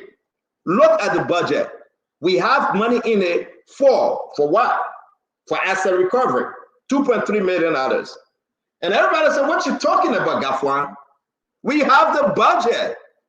The proposed budget got nothing, zero for asset recovery. Then Gafwan said he's the only person with spiritual eyes. Seriously, I just want you to understand. Let's listen to him. And let me say that the asset recovery is in the budget. We've allocated 2.3 million. It's in the budget. So that's it. Is there? You can quote me on that. He said you can quote me on that. And we've been turning the budget over and over and over again. Gafwan said you can quote me, Gafwan, on that. Hey guys, come on now. Can Joseph Boakai trust Gafwan? If the man saying that we have a budget, now all Liberian people saying, clear, nothing is said yesterday. The man lying to almost 6 million Liberians. And he said, but quote me on it. We got it. It's there. It's there. You journalists, you don't know what you're talking about. And the people got angry today. And they went to the street. And listen to this guy. And I like this other guy that was protesting. The guy said, you know what? Gafwan, they name Gafwan from Lofa means spirit. Listen to it. Gafwan means spirit. Igbani means spirit. Igbani. The name Gafwan means spirit. Igbani. That's only a spirit can see something of the natural eyes that we cannot see. The name Gafwan means spirit, because Gafwan only he can tell us whether we have 2.3 million. 6 million Liberians looking at it, they can see it. Only Gafwan. The name Gafwan means spirit. That means saying that in Bandi. The man has spirit.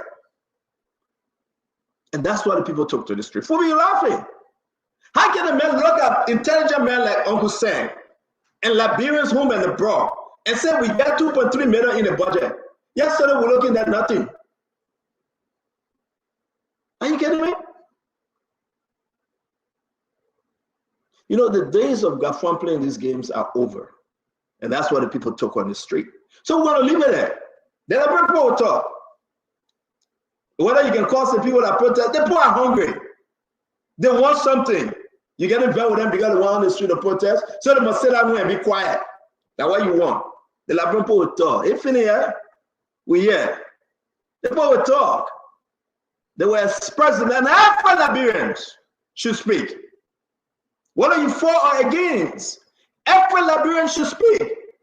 You should speak through your lawmakers. You should speak through the ministers. You should say it through your party. You should say it as a Liberian because you deserve to express yourself. That's your right. And Gafwan got to stop lying to the people. We move on. Let's talk briefly about Roland Guinness. Yeah, we'll come there. This Roland Guinness. What did he say today? Roland Guinness was with T-Max, Jonathan. Hey, man. Nobody got an answer for anything. Oh.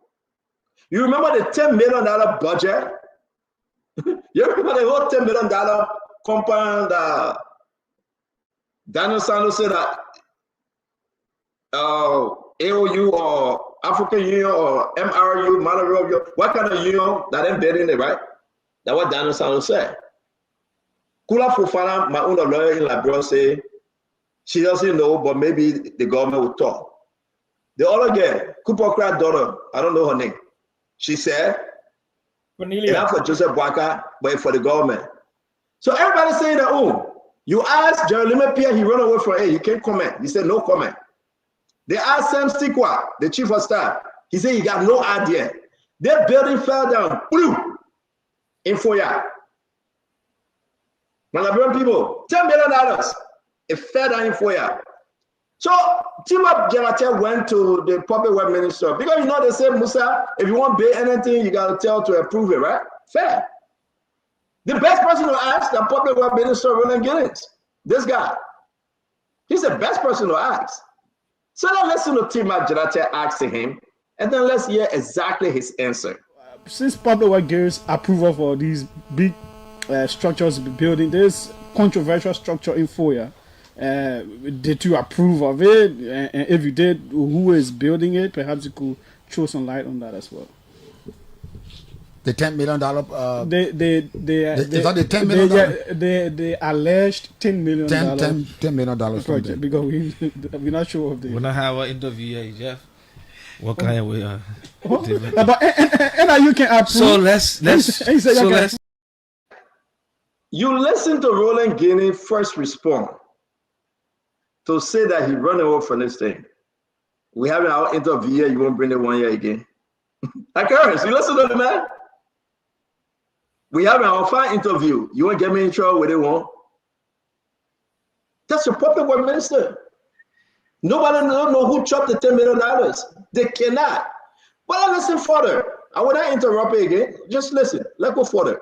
Since public work gives approval for these big structures building, there's controversial structure in Foya. Did you approve of it? And if you did, who is building it? Perhaps you could throw some light on that as well. The $10 million. Is that the $10 million? They alleged $10 million. $10 million project because we're not sure of the. When I have an interview here, Jeff, what kind of way? But and you can approve. So let's everything. So we got to ask. So I can begin to address. You can begin to address this with that project. Like I said, with that project, I will leave that with the executive mansion to speak about. You never have any on input the security, in that project. on the security aspect of the presidency. What security nature is that? Well, I don't know about that. That's what I'm saying. So I will leave that. Is it a security structure? Of course, it is. So I will leave that with the security. What makes it a security project? I don't know about that, TMS. Well, you call it a security project.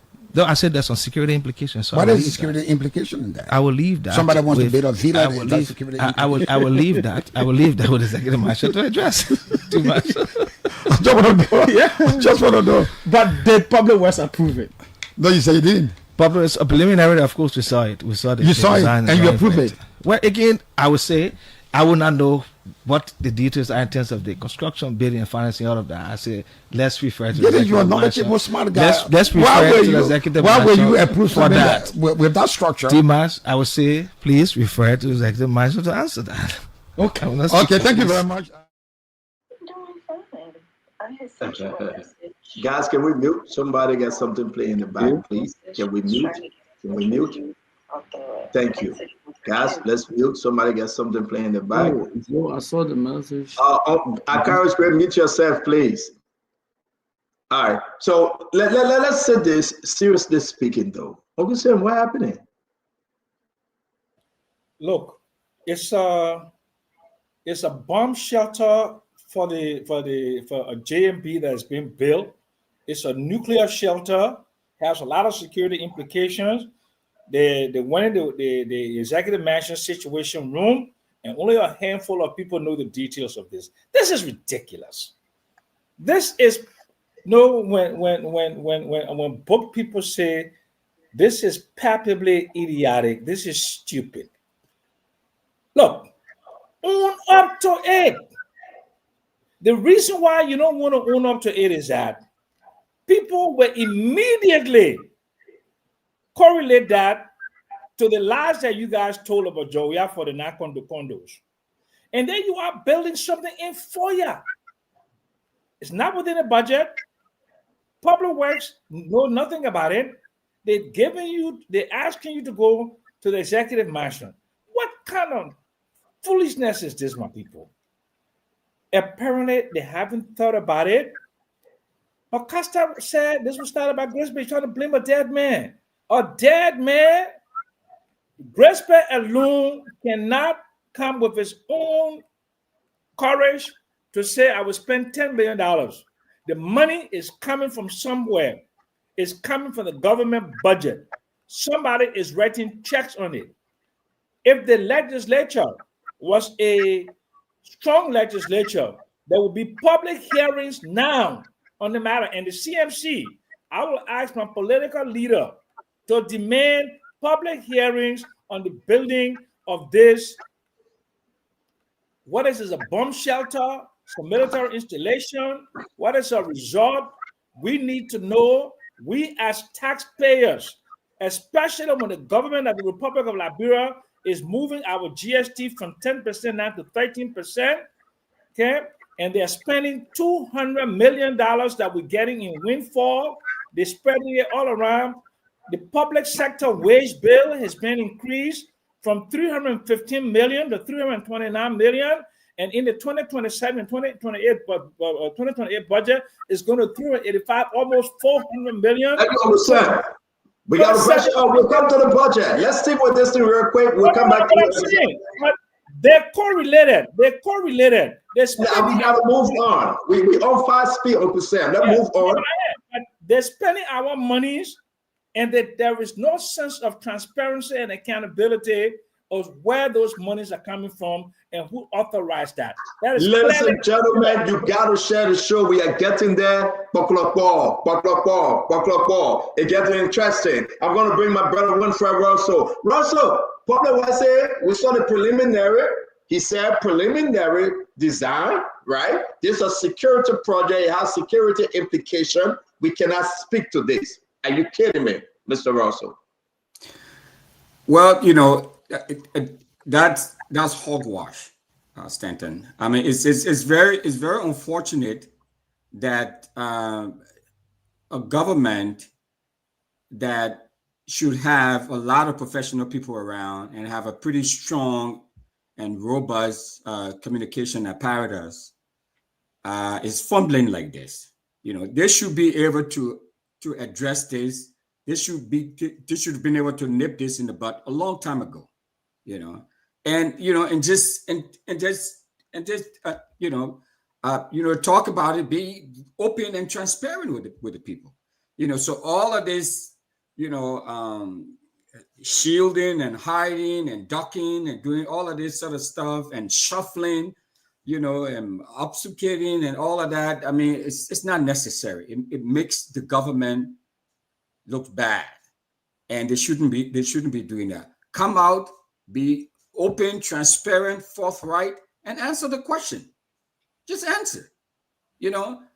So there's no reason why the Minister of Public Works, we've been telling other groups that, hey, if you're going to be building a public project, an infrastructure project, it has to go through the Ministry of Public Works. It has to get the endorsement of the Ministry of Public Works. So we expect the Ministry of Public Works to know and approve all of the public projects in the country, just like we're encouraging the CMC political leader, Mr. Ability, to do. Okay, so we expect that they will have a running tally of all of the different public projects, relates to these projects. So for Minister Giddings to come public home or try to punt this issue and kick the can down the road, so to speak, it's embarrassing. It's embarrassing. So the government should come out, or the public relations folks need to come out and address this issue, because thank you. It looks bad. It looks really bad. Thank you very much, Brother Ross. So, Councilor, let's bring you in, sir. Well, thank you, Stanton. I think that the president is being let down. I think that most times it's not about whether there is wrongdoing, but it's about how you communicate certain processes of government. And I want to go out on a limb here and say, I don't believe that there is any patent wrongdoing, and I want to see the evidence that proves that there is wrongdoing. However, the manner in which information is being managed about this project creates the impression in society that there is something to hide. And I think that that is problematic. As a matter of fact, I have some unofficial information, which again, through unofficial sources, we state that this property is government property, is now owned by the president. That's what I have.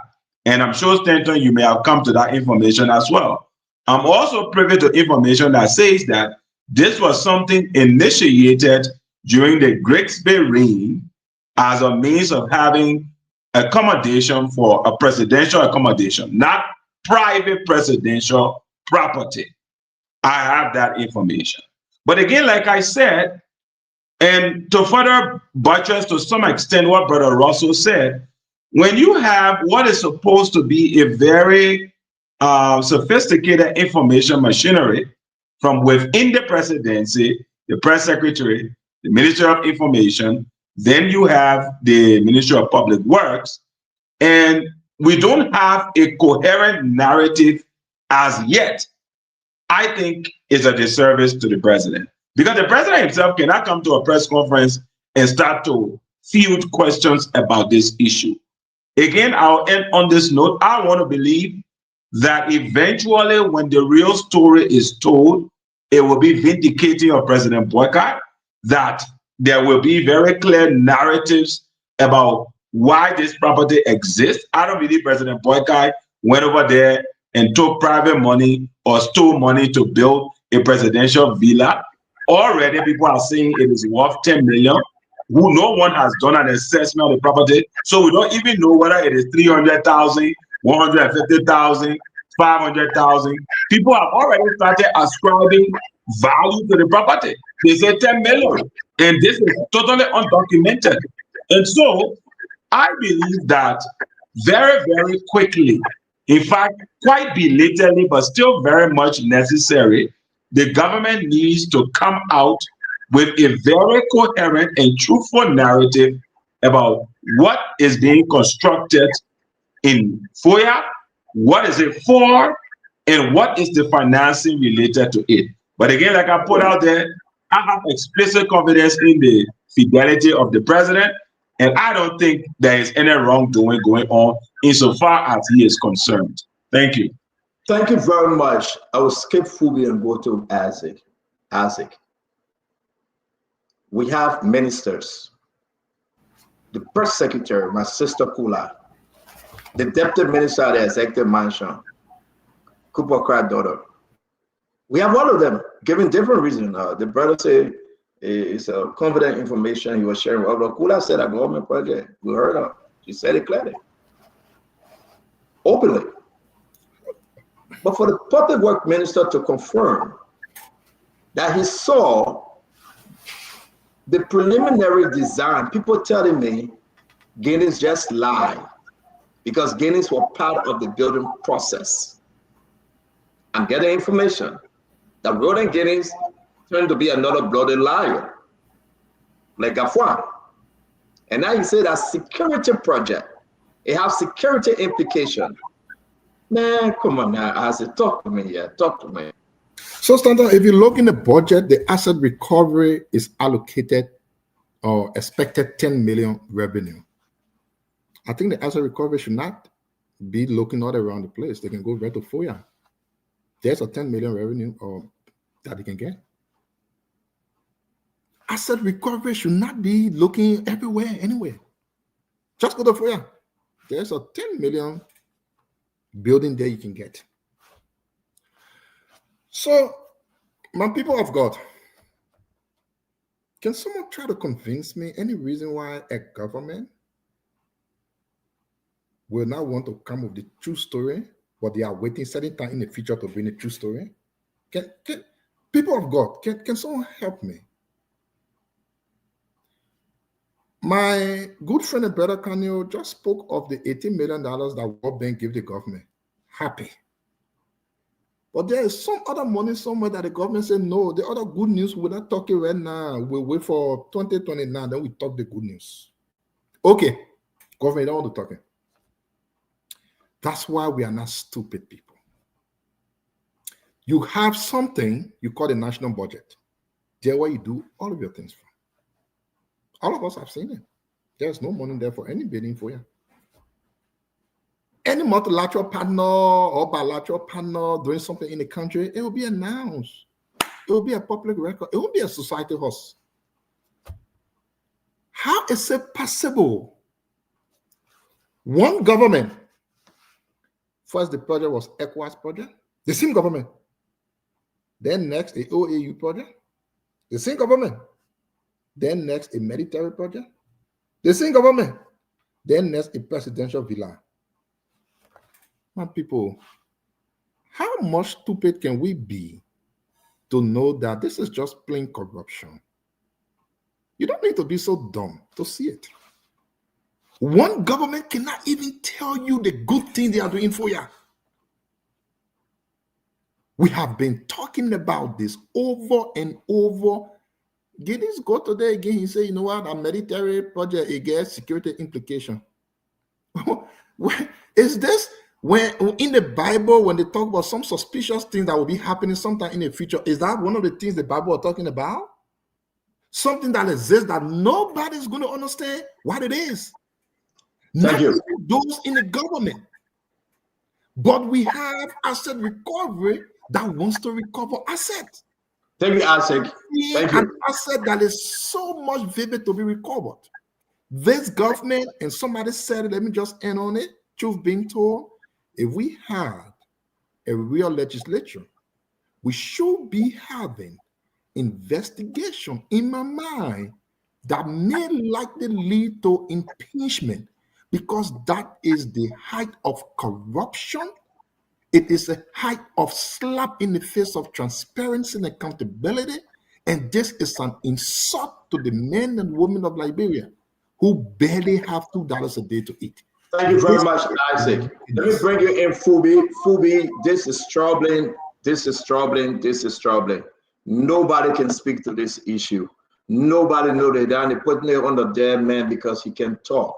But this is troubling, Fubi. Let's hear you. Yeah, so initially when I spoke on this topic, when you brought it up the last time we discussed it, I said the government should be clear to the people and explain what it is. It's only fair to let the people know there is nothing to hide if you have something good doing. And I've been listening to the public work minister, and it says that it has security implications. You know, you might have some of these things happening. There are some countries where you have security projects going on and they keep it quiet until it's finalized. So it's fair. And this is like pregnancy. When the woman is pregnant, the pregnancy will not go behind, will not go in her feet, will not go in her hand. The woman will deliver one day. So the project is on. They say got security implication. Let the project be completed. They will dedicate the project. We will know the in and out. So for me, I don't think I will keep going back and forth. Since everybody is shying away from saying what is happening there, now more we finish, The woman will get in labor, she will go to the hospital, she will give birth. We know that twin, we know that boy, we know that girl. So I'll give the public works minister the benefit of the doubt. Since it has security implication, let's wait for the finalized project. When it's completed, like Brempo will get to know what it is. Thank you. So the girl came home, she vomiting, she nauseated, she throwing up, she crying, she sleeping too much, her eye get yellow, she not eating, she losing weight. Her man say, you pregnant? No, I'm pregnant, 1 month pass. Her man say, you pregnant? No, I'm pregnant, 2 months pass.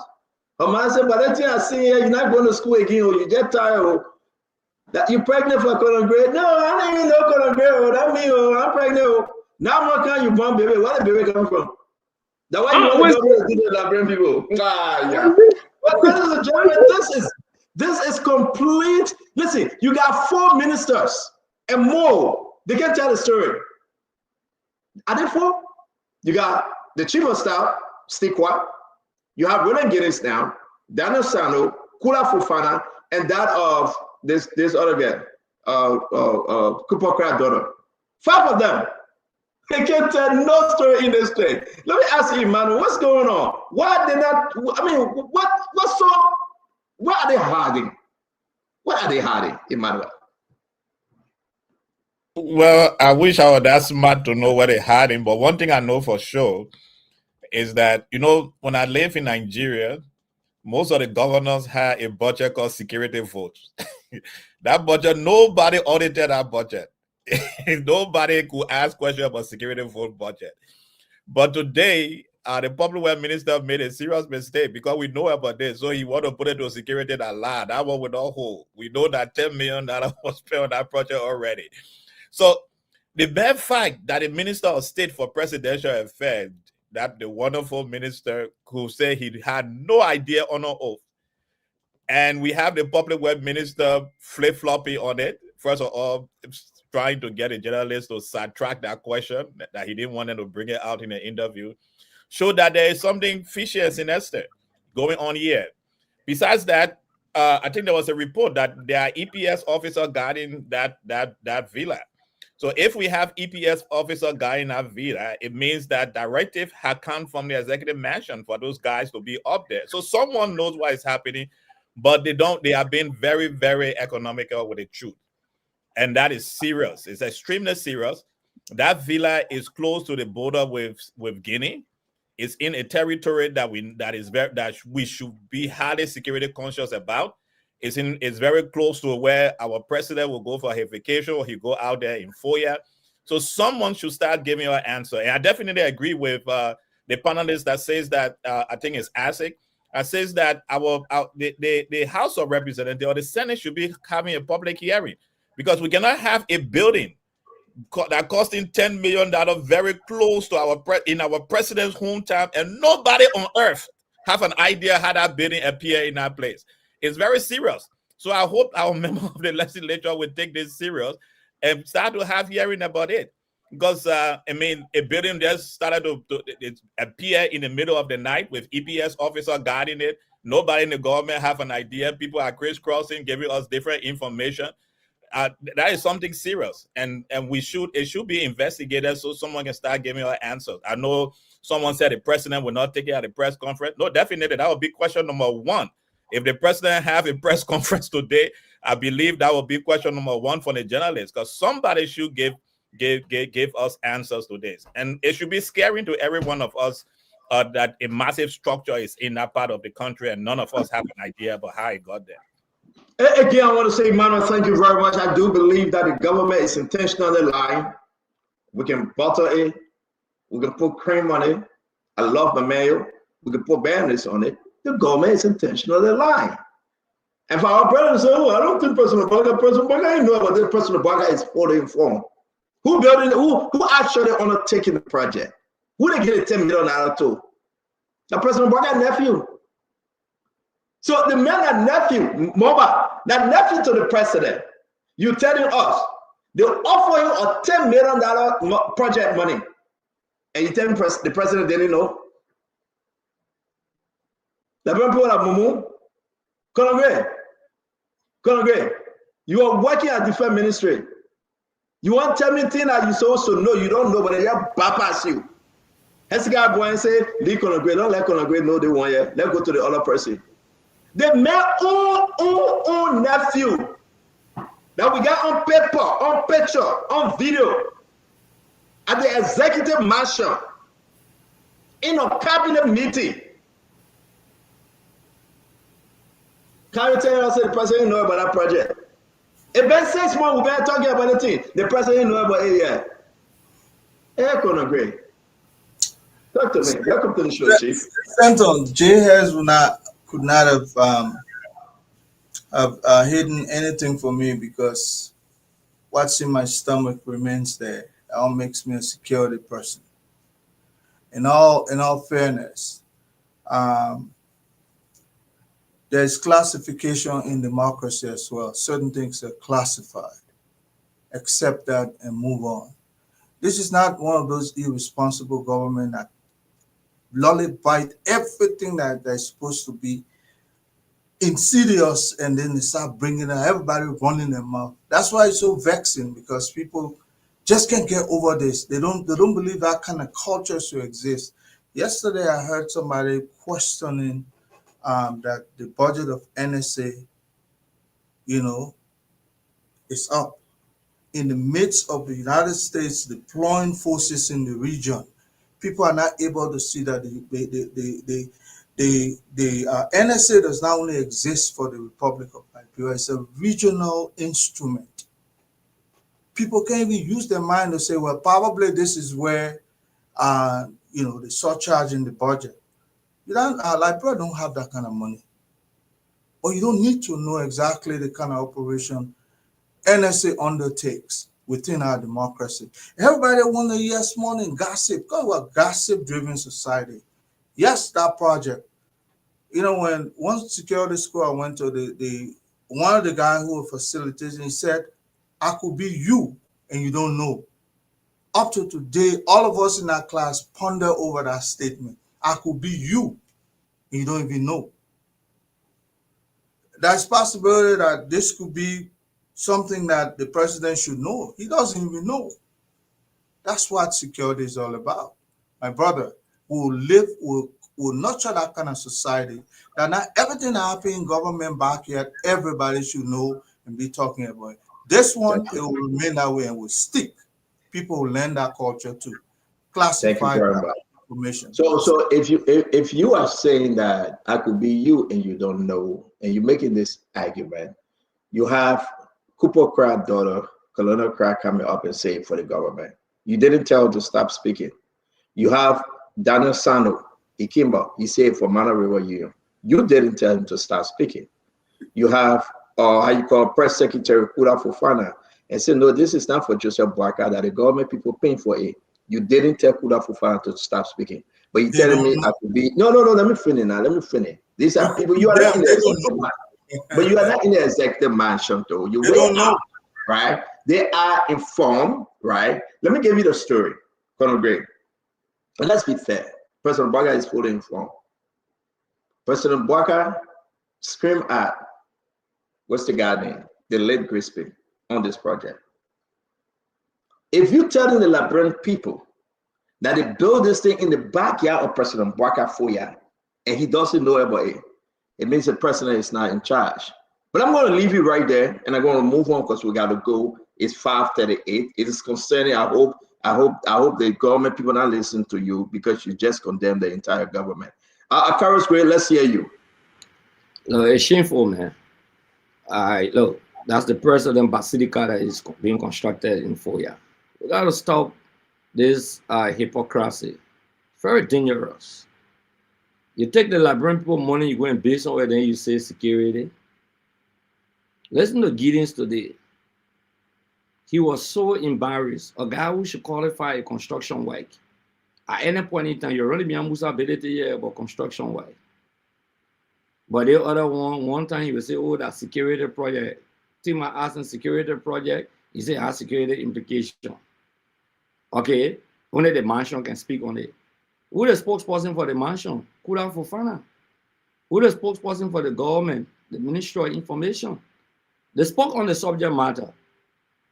Yet everyone's saying they take our money and put it on the NSA, take the money and put it on the EPS, okay, to build party headquarters across the country, and to build $10 million home, and building another one in Virginia area there, Broadville. You're building another one Marshall area. Then you're expanding the home at Dupo Road. People are all passing around here, President. We are getting 40 condominium, pure exaggeration.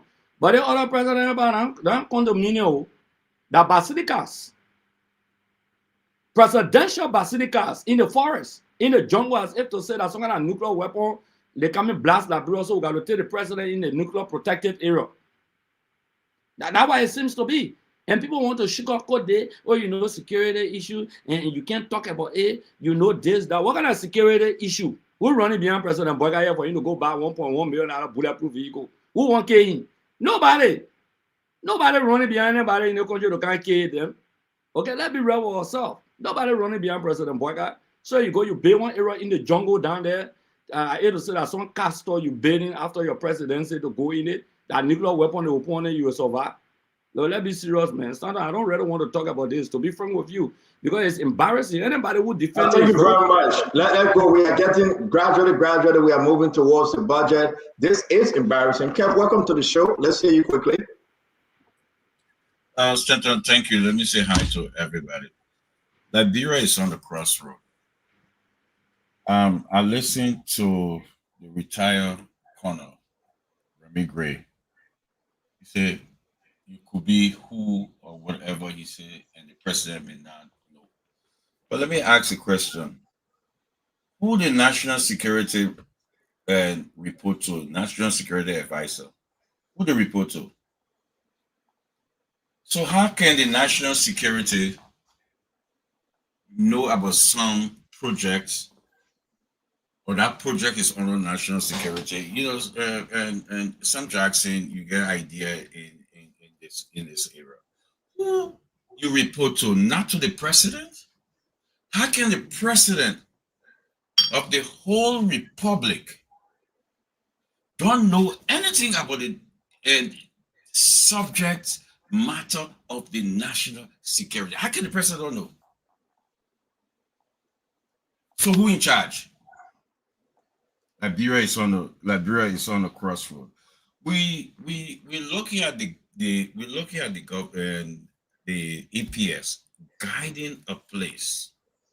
The EPS there. Then you say the president don't know nothing. Can you say right here? What can you say? Oh, it's not illegal. They're building it. Maybe for the government.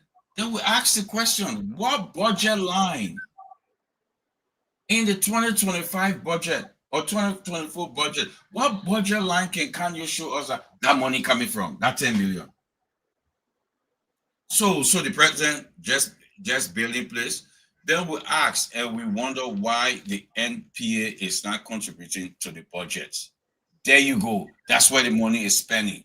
So if you look at the 2026 projected budget, 0 for Sekou Dukle.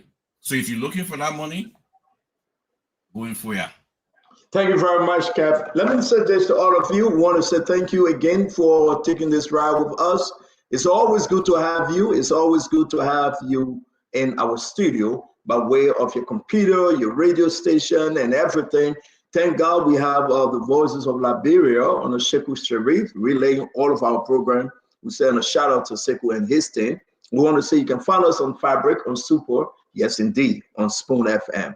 We'd love to have you. We'd love to get you engaged and involved. We want to say thank you. Listen, you will hear this over and over. And again, Ronan Genny said these stuff.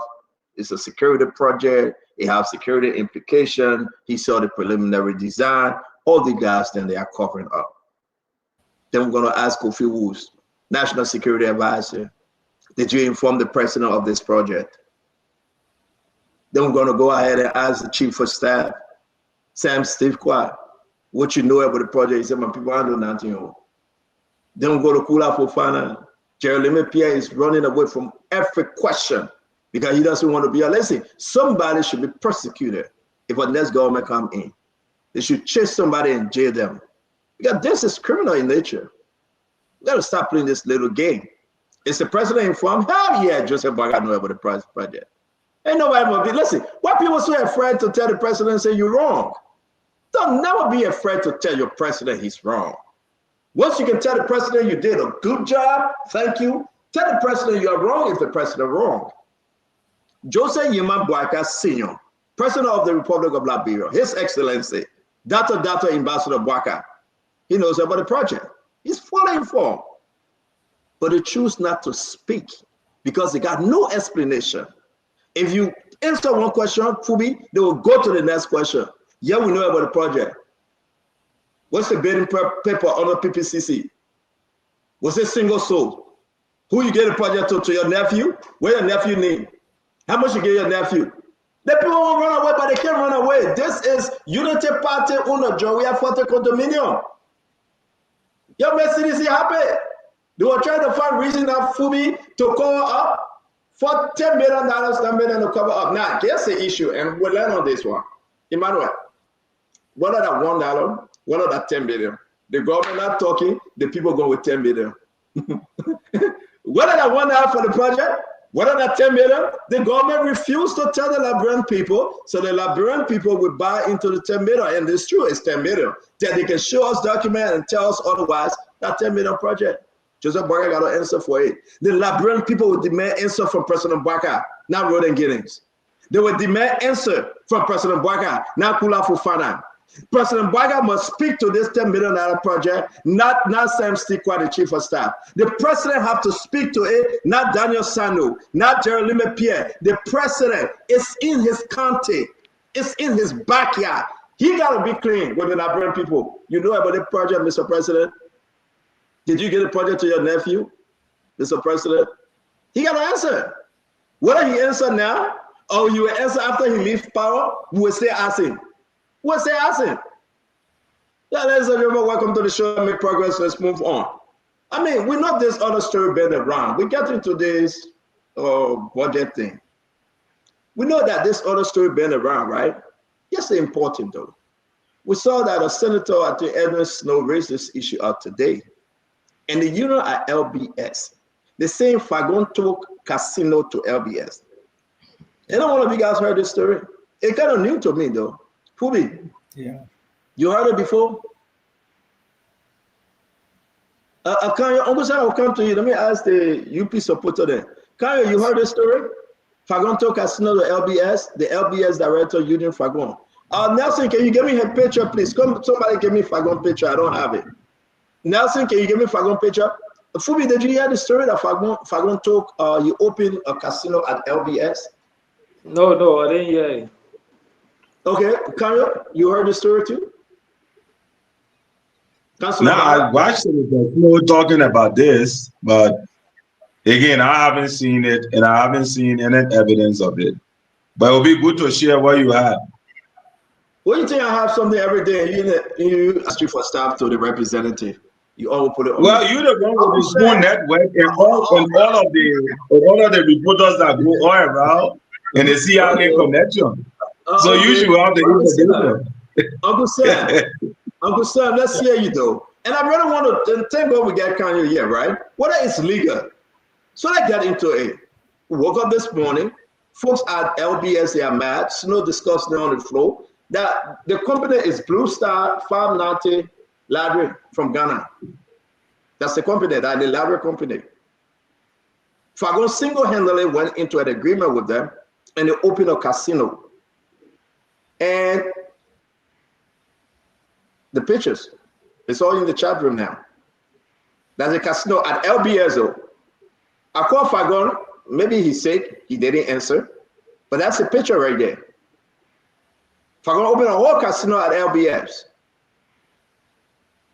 It's illegal though. We shouldn't condemn it early, but it's illegal. They didn't follow the process. I'm confused. Let's listen to Fagon. Let's listen to him. I said, I can't make it. He said, but then you cannot go. I said, no, there's a way out. Something has to happen. Yeah, something happened. They are paid, I think, 1,600. If you don't ask, they will not give you.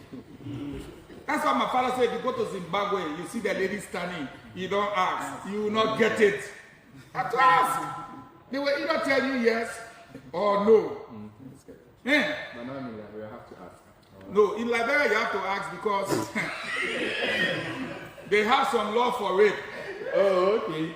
It's this time that the new Inspector General of Police is not allowing people to use the law to put people in jail. First, as soon as they say Clement you rape, they grab you straight in jail. This time, if you say Clement rape you, they will say how, when, where, how did it happen? Is there any camera? Is there any alibi? So Fagon says something which is important. I hope you guys listen though. After this lively conversation, Fagon said the new inspector of police is now allowing the people to use the law to put people in jail. I hope you heard that. He said that. But let's see what the casino issue. Fagon is standing in Ghana talking to the people. The same Blue Star that he took to Liberia, they open a casino. My fellow Liberian, maybe this is good. Or can anybody help us understand, is this the right thing to do? If I'm going to get casino at LBS, let's read this. This is a memo that was sent out. Distinguished members of Committee on Information Broadcast Culture and Tourism, predicated on the communication from Senator Snow that ELBC management is allegedly carrying on gambling activities at its institution. The plenary of the Senate has requested that we conduct on-site investigation tomorrow, which is November 12th. Nelson, please be there at 10 a.m.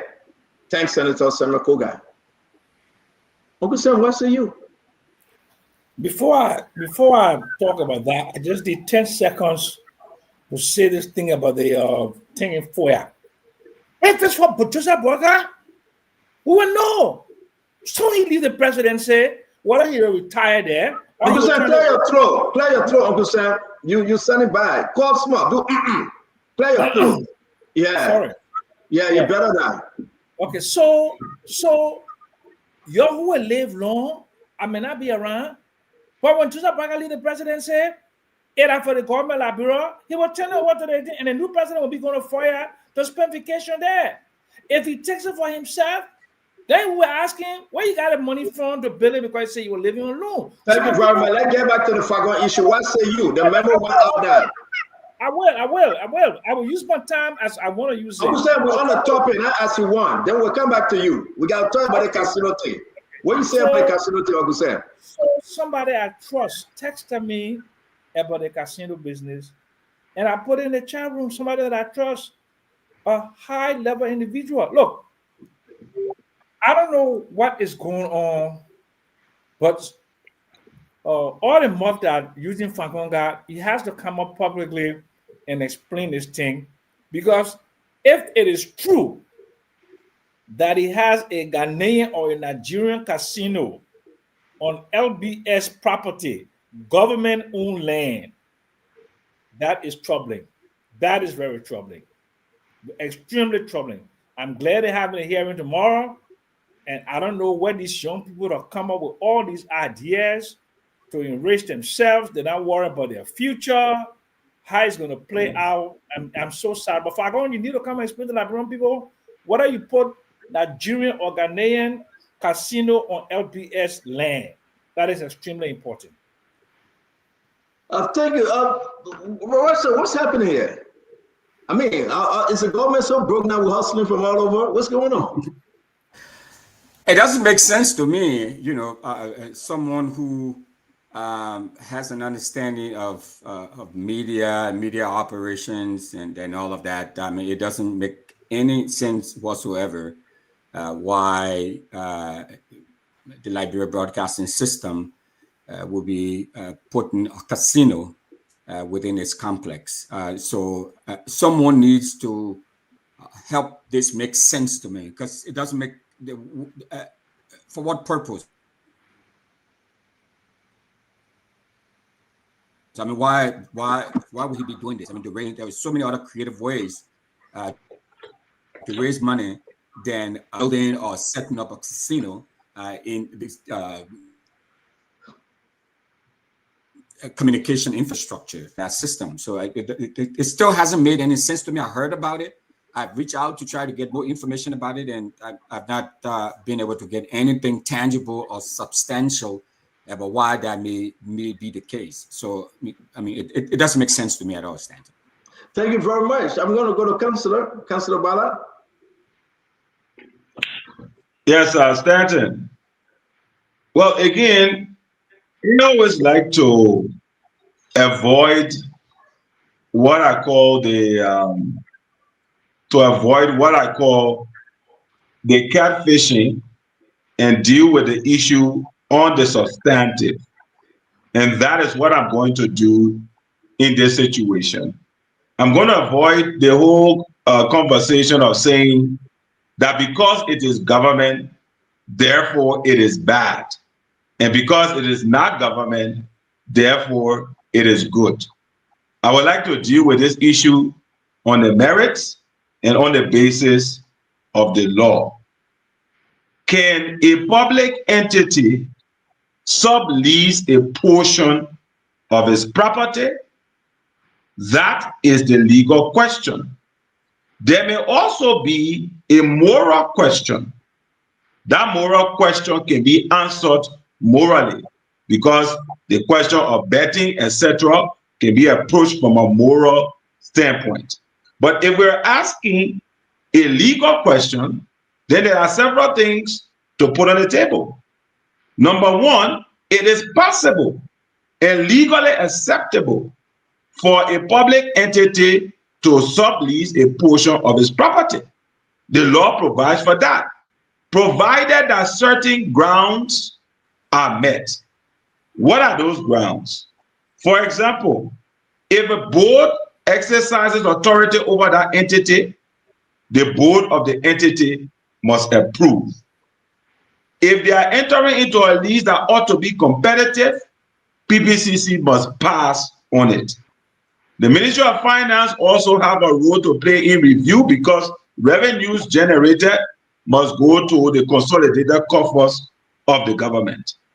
The Ministry of Justice also has a fiduciary role. So to sum up, legally speaking, can a public entity sublease its property? Absolutely yes, if these conditions are met. However, there is a moral component that folks are using to gaslight the situation. The moral component is that this is about gambling. Therefore, morally, it is bad. Now, if morally it is bad, may I end my statement? May I end my statement? Yes, sir. May I end my statement? Go ahead. May I end my statement? Go ahead. Go ahead.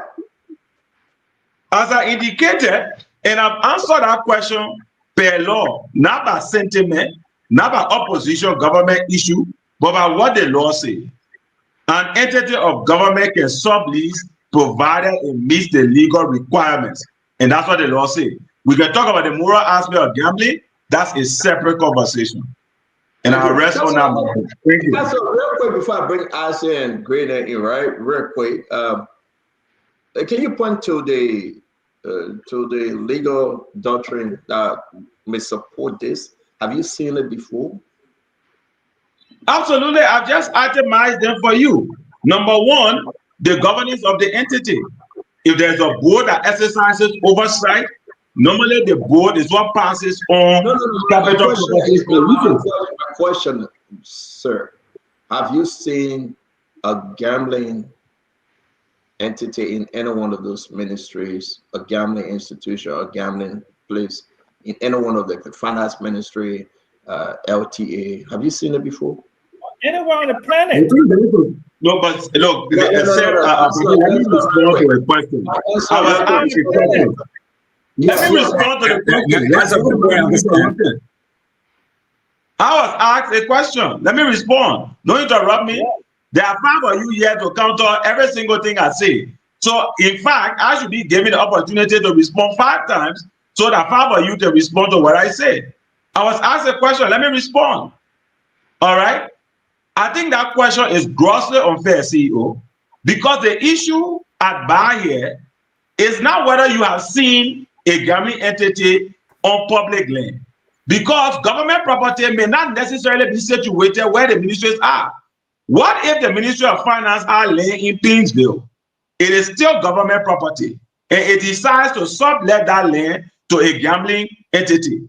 The core issue is, does the entity have the right to sublet or to contract out that land? And I maintain the law provides for it. We can have a conversation on the morality of it, or to what extent is the presence of that gambling entity interrupting or subverting the purpose of the government institution.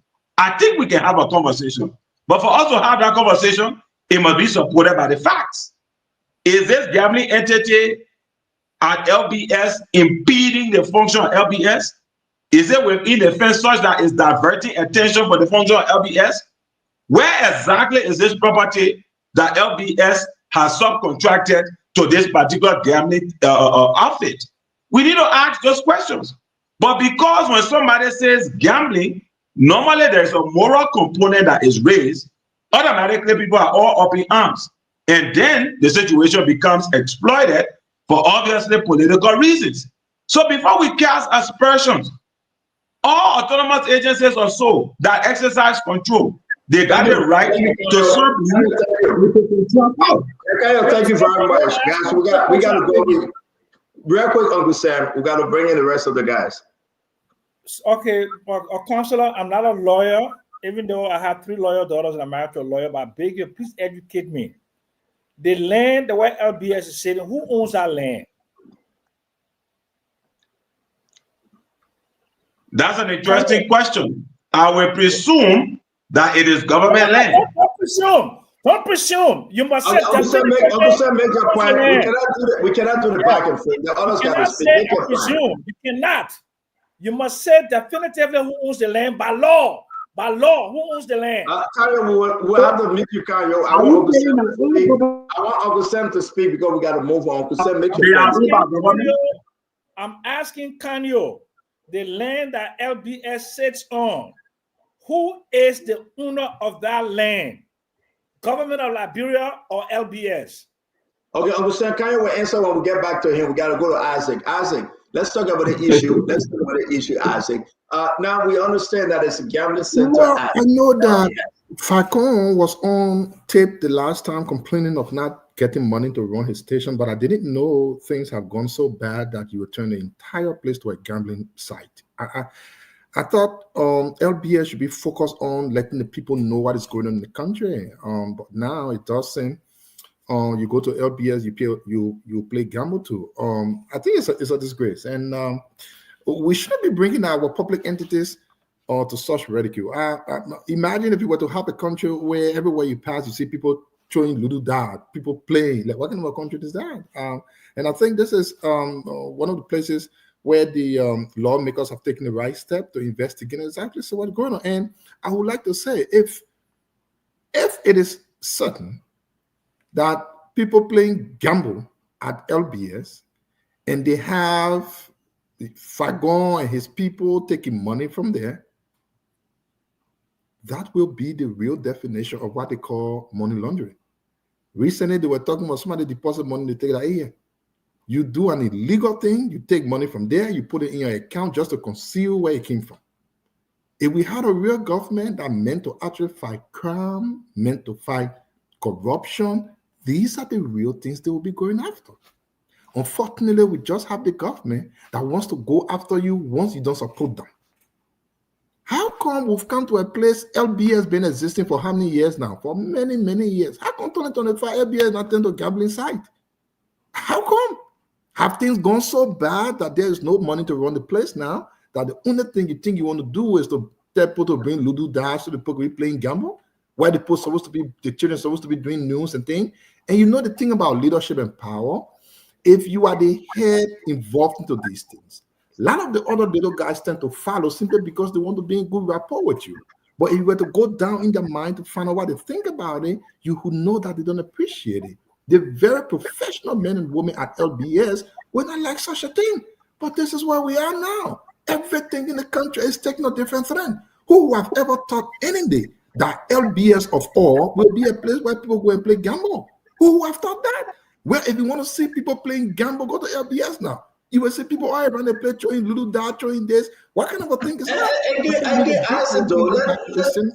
Places that LBS need to regain what they should be doing and not making. Why should we be on the show talking about gamble and LBS? Why? Yeah, but something strange happening though. And again, let me go to Chief Fubi. Chief Fubi, have you heard it before?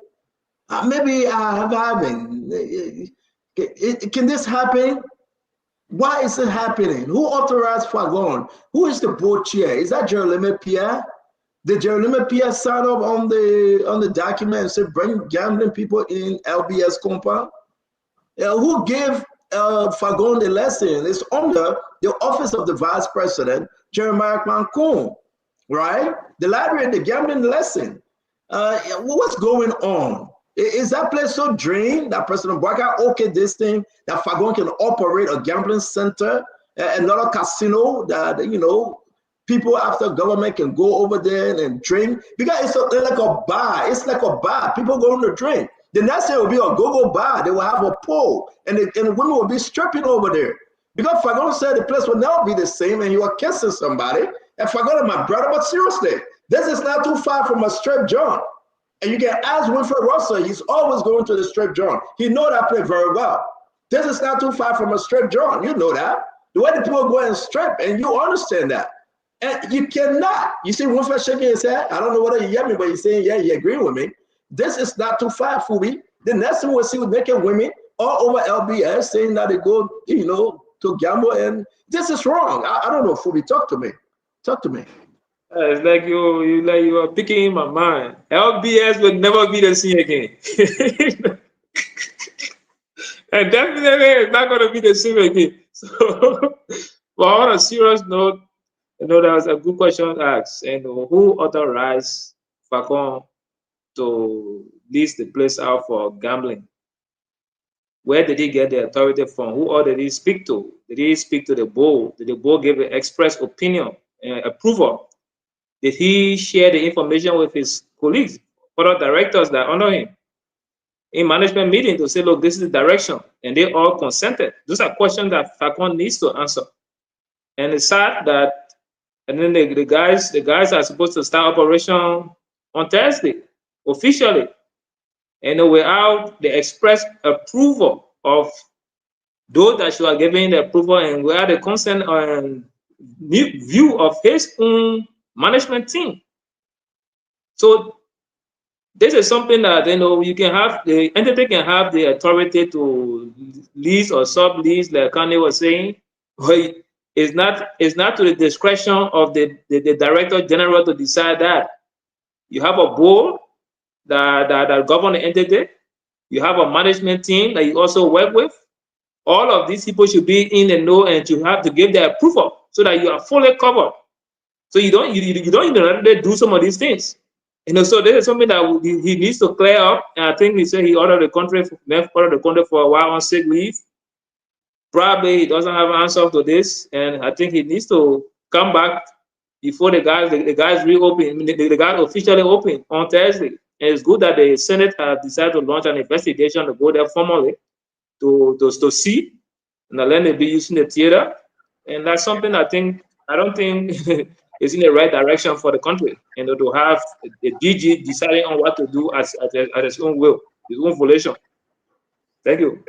So you are right, it's opening on Thursday, and this is in the main TV and radio complex. Yeah. So Emmanuel, it's in the main TV and radio complex of LBS. It's right there. It's in the main TV and radio complex of LBS. Now, where the people are going to gamble, and when you gambling, you are drinking. So is the liquor allowed? And when you are drinking, you're not going alone. You're going with your tintin. So would that be allowed also? And you are smoking your weed and your cigar, and you're taking coach. What's going on with this President Boyka government? Fagon have opened a strip joint, a naked women area to go party. Fagon will be saying Madero. He will be saying Giddings. He will be saying Club Beer. Are we kidding? This is Emmanuel. What's going on with that, bro? What's going on here? When you give a sensitive place like the national broadcast station, a budget of 1.5 million and 76% of that budget recurring expenditure, then you are asking people to make bricks with all straw. And if you ask them to make bricks with all straw, they will think up a way to make that brick. During Chatino Town, they say they play you that good, I will go and eat. That way it will develop. So I think that's a situation happening here. I don't know the full story. The optics is bad. It doesn't look good for our government to have that in there. But I think Director Fagon is trying to be innovative to raise money for her organization. And I don't think this is the best decision, in my opinion, to bring a casino into a sensitive place, the national broadcasting system. Conor Gray was talking about security. I think he will speak to that when he comes to security issue. This raised a lot of red flag, especially in African countries. And our country history, for example, when the very first place of attack during the various revolution we have seen has been a national broadcast station. I know now we have a lot of different radio stations in the country, but LBS have always been the first line of attack. When the Kuwangba coup took place in 1985, it was LBS they went to take over first, and they started to run their propaganda. So for you to have a casino within the Liberian broadcasting system, it raises a lot of red flags. But again, when you have a situation where you give people authority and you are not willing to fund that authority, they try to come up with different ideas that will work for them. The second thing that I would like to raise here is that when our nation start to depend on casino to either raise money or for hope, it shows the hopelessness of our situation. It shows that there's no innovation in the system that we can think about other means of raising money, but to gamble our way through this process. And we cannot run a country through gambling. It won't work. It have not worked in the past. It won't work now. And that's why when we see the budget, we are excited.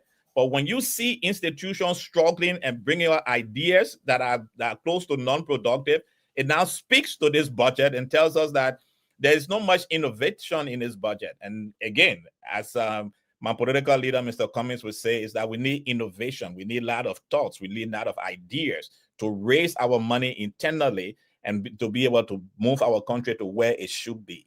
Thank you.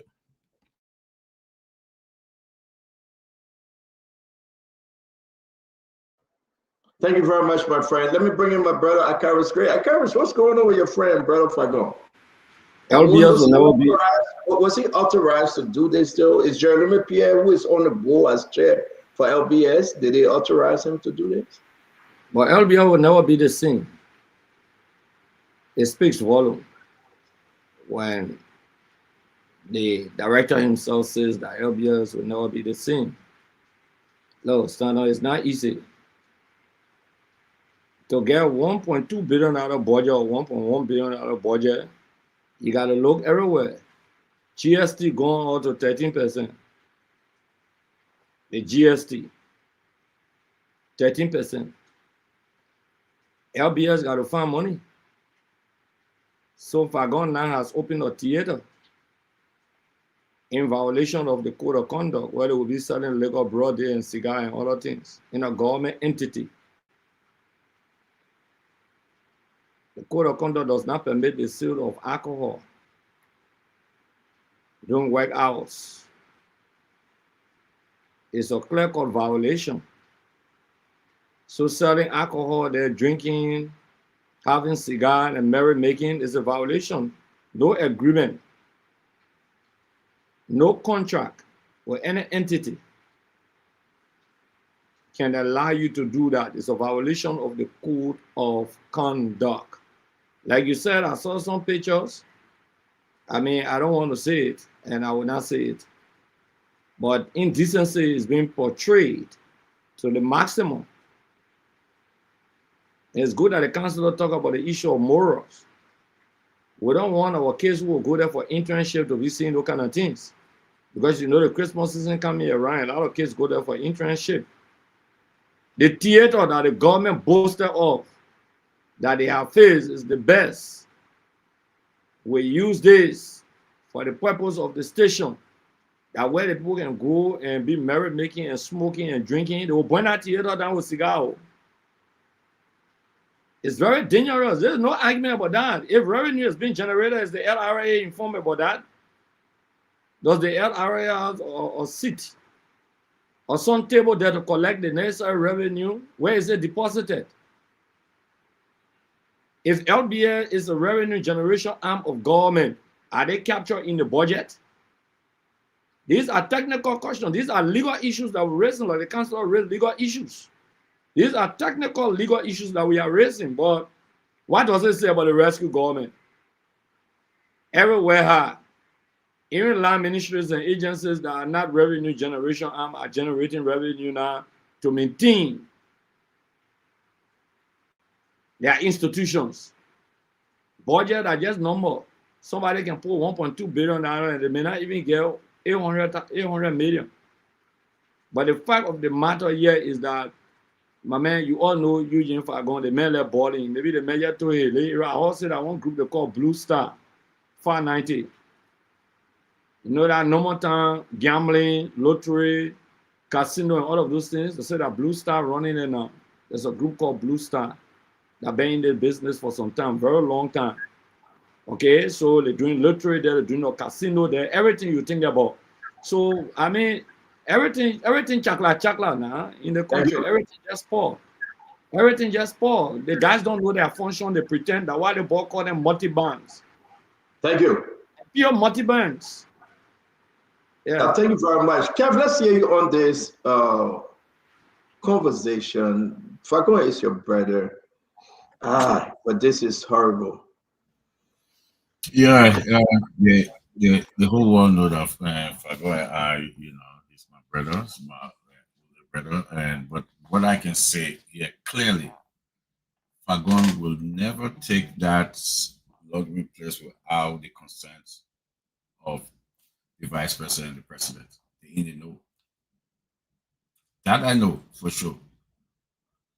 Everything that happening, they know.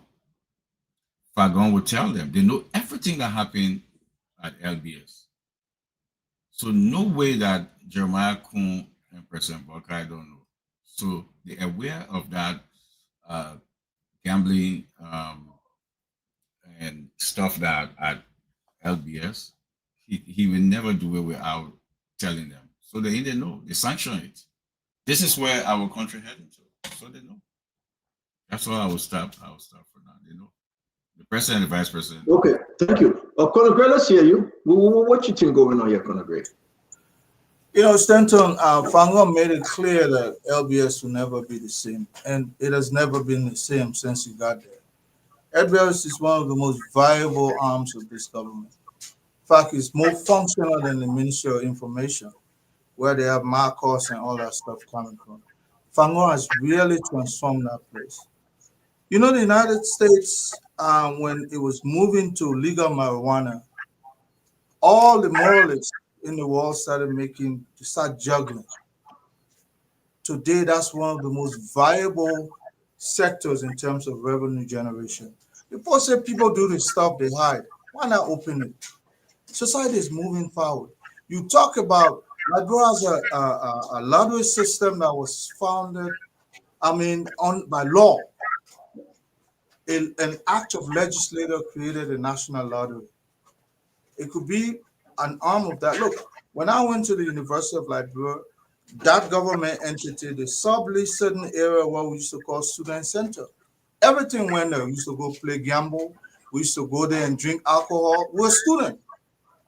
But sometimes that's what we call urbanization. When you're moving society to another level, stop looking at it like the Stone Age people. We're still thinking this back. When we hear gambling, the first thing that comes to mind was God. Now everybody subscribe to your God. You should accept that. That's the multiplicity and the veracity of humanity. You know, I know you make noise. Does that casino interfere with the operation of LBS? You would not know that. You would not say yes, because that LBS today is one of the most functional areas of society. So let's stop being archaic. You know, you see somebody moving with their sword in their ear, you think they're gay or thing. You know, like we step backward with Stone Age. So you agree that it's a good thing, right? To you, it's a good thing. No, if the National Library decide to sublist a place and run its operation and pay taxes to government, that revenue generation. So so you agree that the TV studio. Listen. Let me ask my question. Let me ask my question. Let me ask my question. There's a portion of it. It's not a TV studio. Great. Allow me to ask you my question without forcing. How you going to show me? Great, don't interrupt me. Great, you can't interrupt me. Let me ask you my question. We're forcing. We're yet to discuss. We're not forcing. Exactly. I allow you to finish. If you don't want me to ask you my question, I won't ask you. But you cannot interrupt me when I know. I'll take my question, but let me make my statement. Yeah, my man, it's not vestation to you. We can't talk. Yeah, don't interrupt and try to think that somebody beating you. The information coming from LBS, Greg, you don't know. It is in the TV room, Greg. Oh my it is God. There. Great, let me finish. The people that I'm served, the people that served are working there. These are the people that are giving all the information. The lawmaker that went there tomorrow, they will finalize it. The press will be there and will take picture. So you cannot say no, you're not there.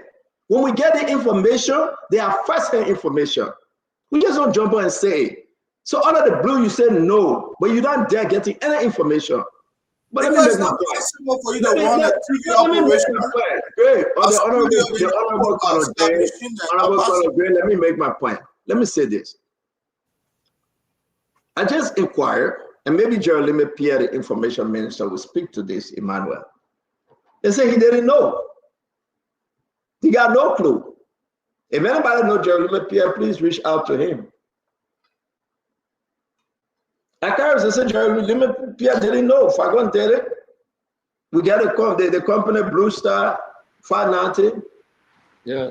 The website, we have the information. The group, the union, they are complaining. They went to the lawmakers, they are complaining.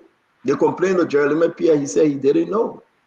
Can anybody ask Jeremy Pierre off camera, and maybe he will answer you whether he got any knowledge? If the board chairman saying that he doesn't know what is happening, it is even more concerning. If the board chairman saying that he really said, I don't know. And we are seeing in the gambling hall. We are seeing in the gambling hall, 590 little ball. Yeah, 590, 5%. We are seeing in the gambling hall. And you are looking at, listen, guys, this is ridiculous. I don't know how you intend to defend a woman. That's a canteen. Okay,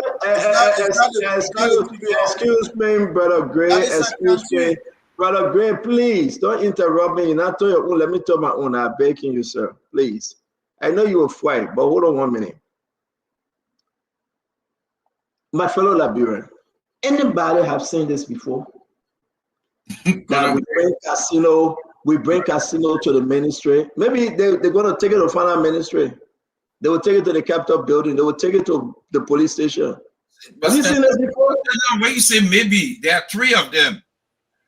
I don't want to speak on something that I know. I'm begging you. Because what the guys are doing now, you see, Emmanuel, the casino machine, the slot machine, right, Uncle Sam? They take 2, 3 of them and put it in the ministry. So when you're on your break, you go blah, blah, blah. You put your money inside, blah, blah, blah. That's what they're doing. The government are gambling government. The government is gambling. The government are telling the casino government. No, Stanton, the fact that somebody will sit on here and back it tell me that they're thinking about groveling. Even you can be rich in America, but you still won't come home and force. So you will do anything. Because we thought, oh, say, man, I work here, I got a job in America. But you work here, you got a job in America, you always running here to kind of look for a job and backing every foolishness that is happening in the country here to make the government that in power to favor you. To Sam, do something. who running for job? Yeah. You? So we're not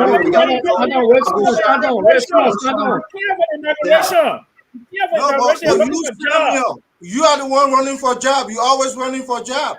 Have you seen me there? Working where? You always asking people, you always standing with officials of government for job. Do you see me there? You will not see me running for job. On the note, I'm going to say thank you guys. We gotta move on. Thank you guys. Thank you guys. We should find a segment called Crossfire. We gotta get to the budget. When the guys. You gotta think about a segment called Crossfire. But stand why you talk to people, oh, you're being unfair. No, we gotta move to the budget. Let's discuss issue of that. We're not do that. I want to say to all of you, we are doing pretty well. Both Uncle Sam and that of Honorable Gray. They are our friends. They are our police. They should come back at the end and fire like that. We will not do that, guys. Let's close on the last topic, which is the budget. Right? This will be our last topic for today, which will be the budget. We're going to give you the time, right? Explain 2 minutes each what you make about this budget generally. Take any part you want to take from there.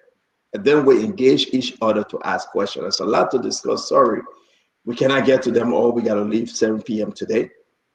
But explain, take your side. To me, the entire budget is of rubbish, and the finance minister took it back again. It has small good thing in it, some yama here and there. But why did he take the budget back? Why he record the budget and make the correction? So what's your best thing you want to discuss? Send me anything you want to upload. I will upload it. And I think the government is in some serious, you know what, with the whole budget issue. No hair, no tea. Prince Moi, Gafwan, Speaker, Deputy Speaker, the executive mansion, they're not chaklading. They make this thing look ugly. They call it numbers that is not realistic. They're fighting to connect. It's not connecting. They take it from Peter, they give it to Paul. He said we reduce our budget, but in all the other lines, they put the money inside and to eat it back. It's horrible, my people.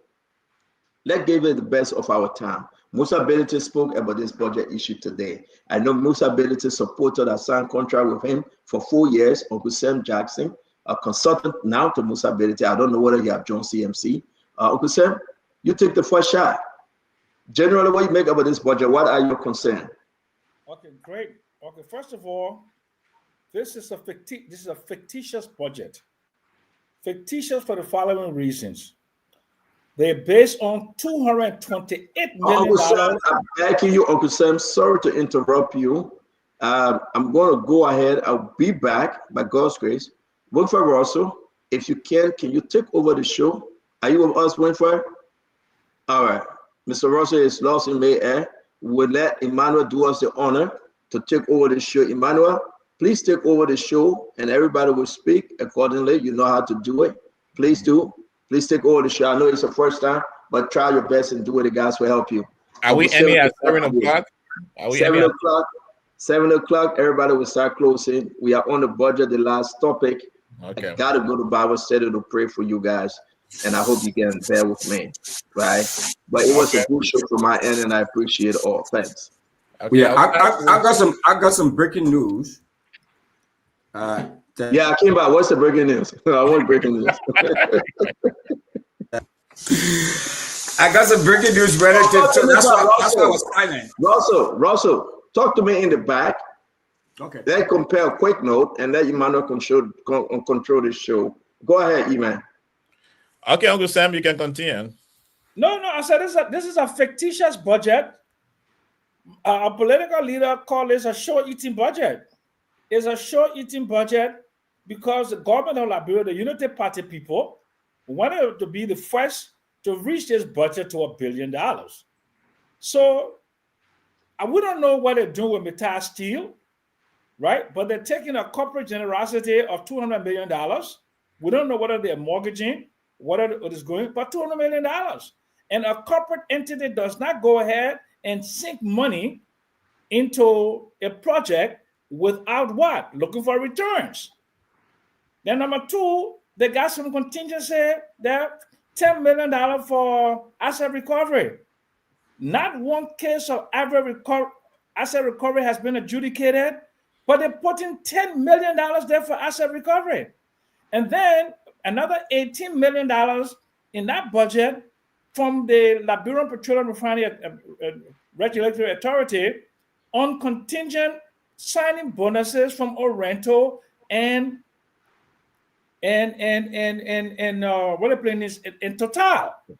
Okay, but here is another very troubling issue.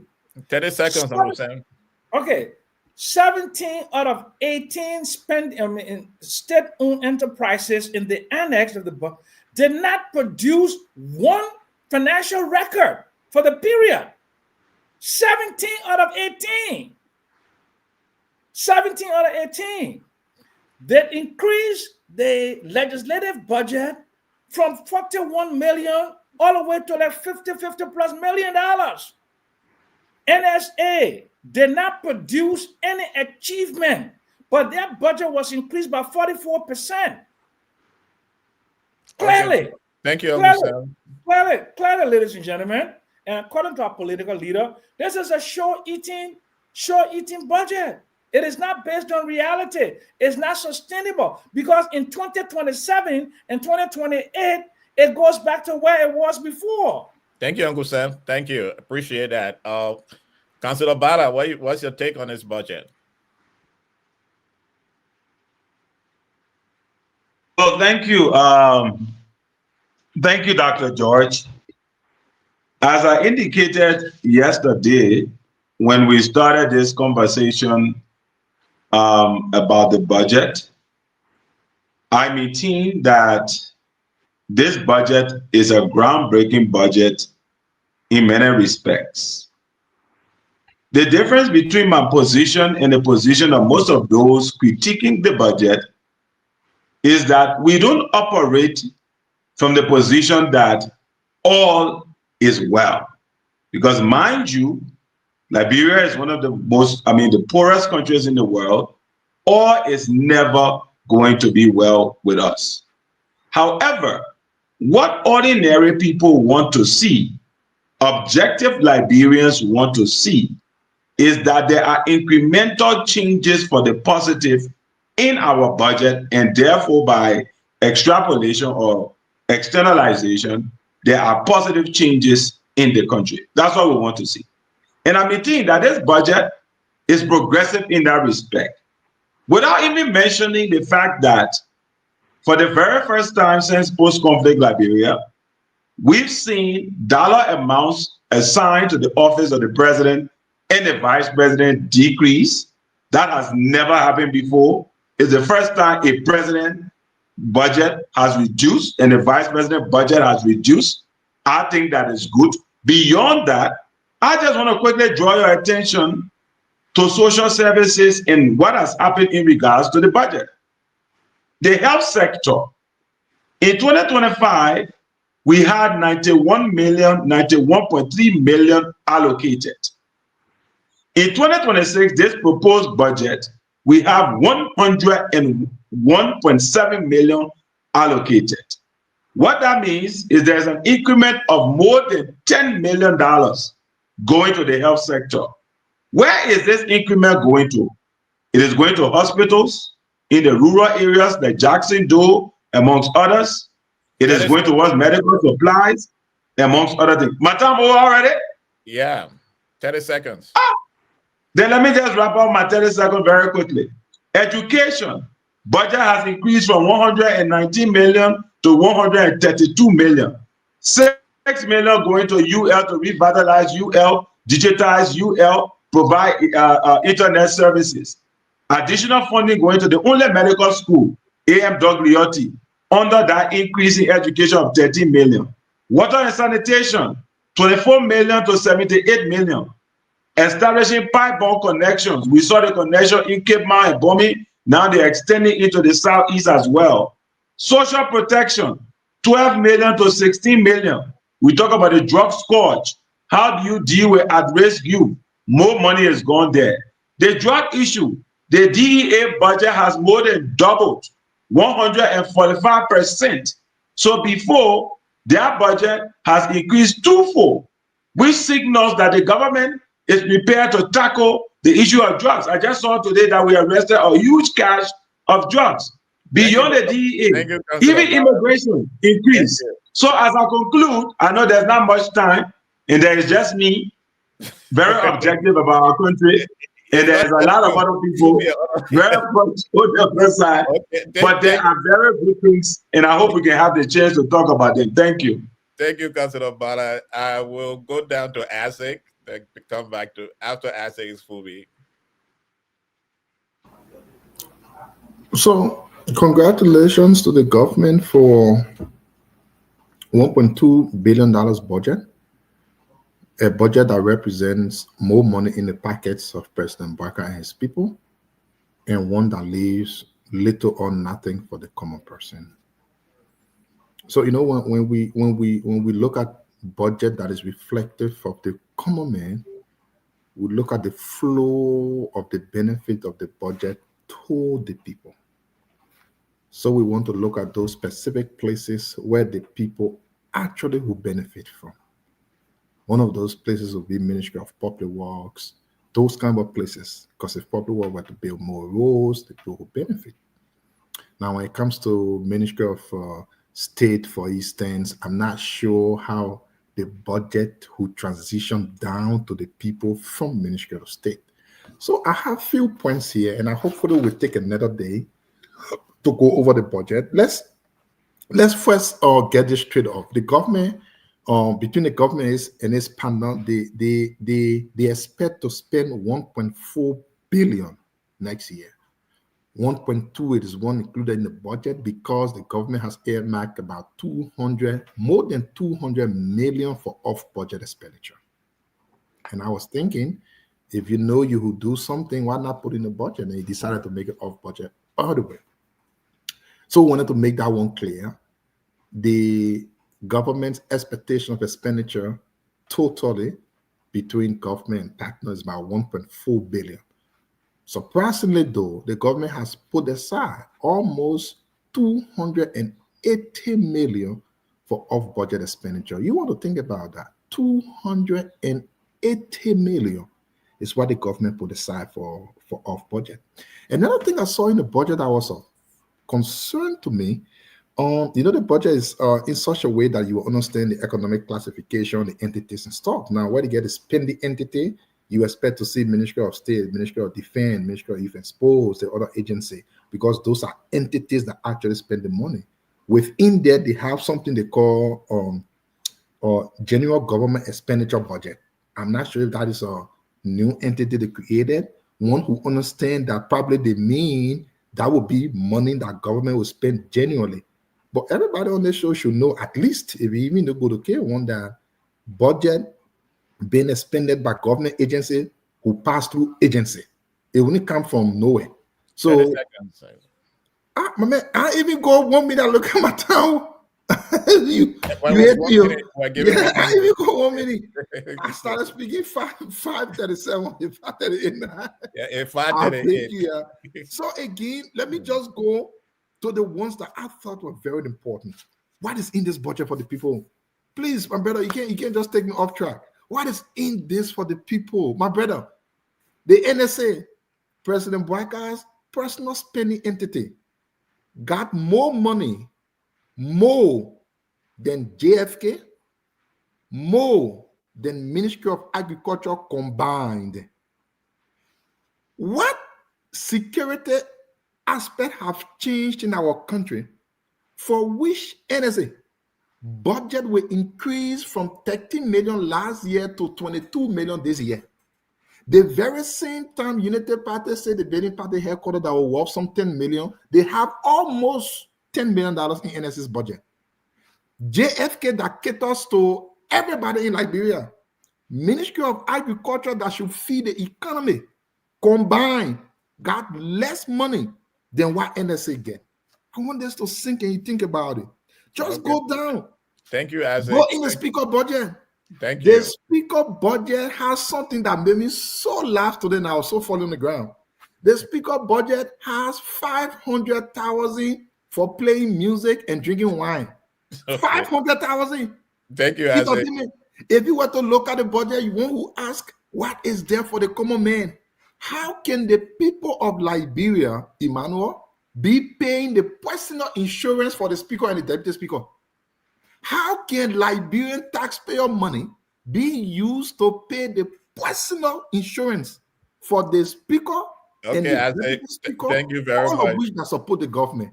I Thank think you. this budget is a budget like Musa Berete called it, eating show budget. And it's a cow meat. I can see the burden getting fatness here. They will get fat because they will chop. Chief Fubi. So yeah, so good is it's good that the government made a frantic effort to take the budget to $1 billion, even $1 billion, even though the +2, 1.2 billion. And I know CMC issued a press statement. Mr. President made a good point about investing that $200 million into agriculture bank or so. That's a good point. But on the overall, and I also made a point earlier that Minister Gafuan and the team at Finance Ministry did a good job taking down the budget and correcting it, and it was not wrong. And the budget figure that was misstated is not fraud and it's not overspending. Uncle Sam trying to say, oh, they go overspend. No, it's not overspending. It's an error. So the budget figure, you don't spend the budget. It's the OR10 that will show you whether you have used excess or less. So in the OR10 did not go above what was budgeted. So we can't say the government overspent because the budget. When you're talking about the criticize you, I beg you. Let me talk. Don't mislead them. Don't mislead them. You will want misleading people. Don't tell me don't mislead. You don't want misleading people. You cannot see a budget figure and say overspend. You can't say that. You're wrong. They said it. You can't say that. You're wrong. I beg you, let me talk. Can we just listen to Chief Harris, please? Yeah, go ahead, Fubi. Yeah, the ministry made a mistake and stated that the approved budget was 975, and they corrected it and they put the actual figure there. That's not overspending. You can only say you overspend. I beg you, keep quiet and pay. You can only say you overspend when the OR10 show that they went actually above what was budgeted. And that was not the OR10. That was the budget figure. That's what it said. Hey, Uncle Sam, keep quiet, baby. You just talking to me.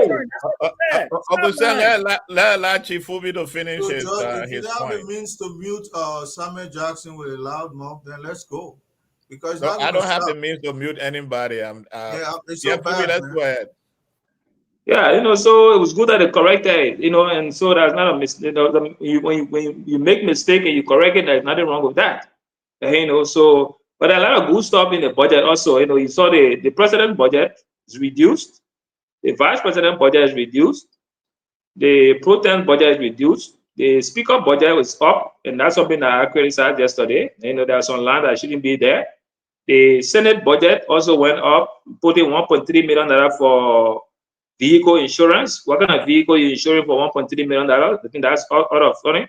You increase legislative hearing by additional 1 million. That's also out of order. For the Senate. But there are other good lines in the budget also. You see, public works budget increase for road construction. From 37 million. Comparing to 2024, 40 something, and now it move up to 114. To go into pushing up the road project, and the government is pushing for that. The issue of the health budget also increased. That's something good. It's directed for the people. The issue of educational budget also increased. That's only as a direct benefit for the people. Youth and sport budget increased. To help to boost the sport. So there's a good line there. So we just look forward to the government pushing and implementing some of those things. We see the actuality and they raise the money and they to actually raise the money and use it for intended purposes. Thank you. Thank you. Honorable Gray.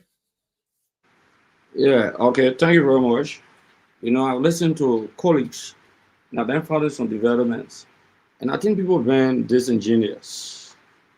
This is the 10-year budget of the Unity Party-led administration. To grab the 10-year budget of this administration and compare it to the last year budget of the CDC is unfair. You want to make a critical comparative analysis, go to the 10-year. I heard people talking about the president budget reduced, the vice president budget reduced, but you need to take the 10-year of the two budgets and make critical analysis. And on the basis of that, I will conclude on the legislature. The 10-year budget under the We-led administration was 2020-2021 because the budget year was moving to the next year. We had to change it to a single year from January. So let's compare 2026, which is the 10-year of the Unity Party administration, and the 10-year of the legislature under President Weah. In the 10-year under President Weah, the total budget of the legislature in 2020-2021 was $44,603,204. $44 million plus. Under the 10-year of the Unity Party administration is $51,710,390. So that means there's an increment of $7+ million United States dollars under this administration. That's what we call comparative critical analysis, not on the basis of any, because as the government progress and go into 2029, the budget will keep increasing. Okay, now let's look at the House of Representatives. Under the CDC-led administration in 2020-2021, that is the 10-year, was $26 million. The 10-year under the Unity Party-led administration, the House of Representatives budget is $31 million United States dollars. 2026. Let's look at the office of the Deputy Speaker. In 2020-2021, the office of the Deputy Speaker was $427,000. $427,922. The 10-year under the Unity Party, the Deputy Speaker is $1.415 million United States dollars. That is a difference of $987,917. Now let's look at the office of the Speaker. The 10-year under the CDC administration is 1.6, and the 10-year under Joseph Boakai is 1.8. 30 seconds. Critical analysis that we are making. So the rescued, instead of reducing the budget, they are consistently increasing the budget. And you go under the president and say it's a disaster. You go under the vice president and make comparative analysis, it's also a disaster. So nobody should come here and make mistake as if to say they already reduced their budget or that. Legislature, $7 billion in 10-year budgetary increment. We're not talking about author yet. So thank you very much. Thank you, Honorable Gray. Bidadi, and then Kev.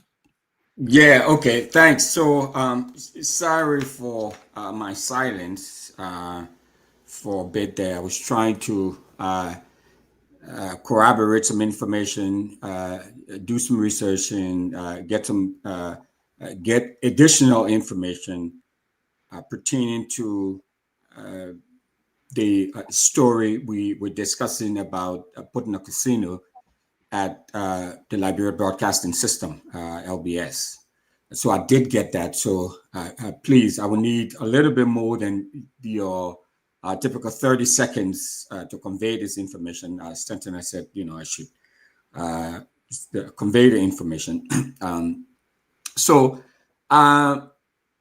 Your time is 2 minutes. So if you added the 30 second with 1 minute, 30 seconds. Okay. So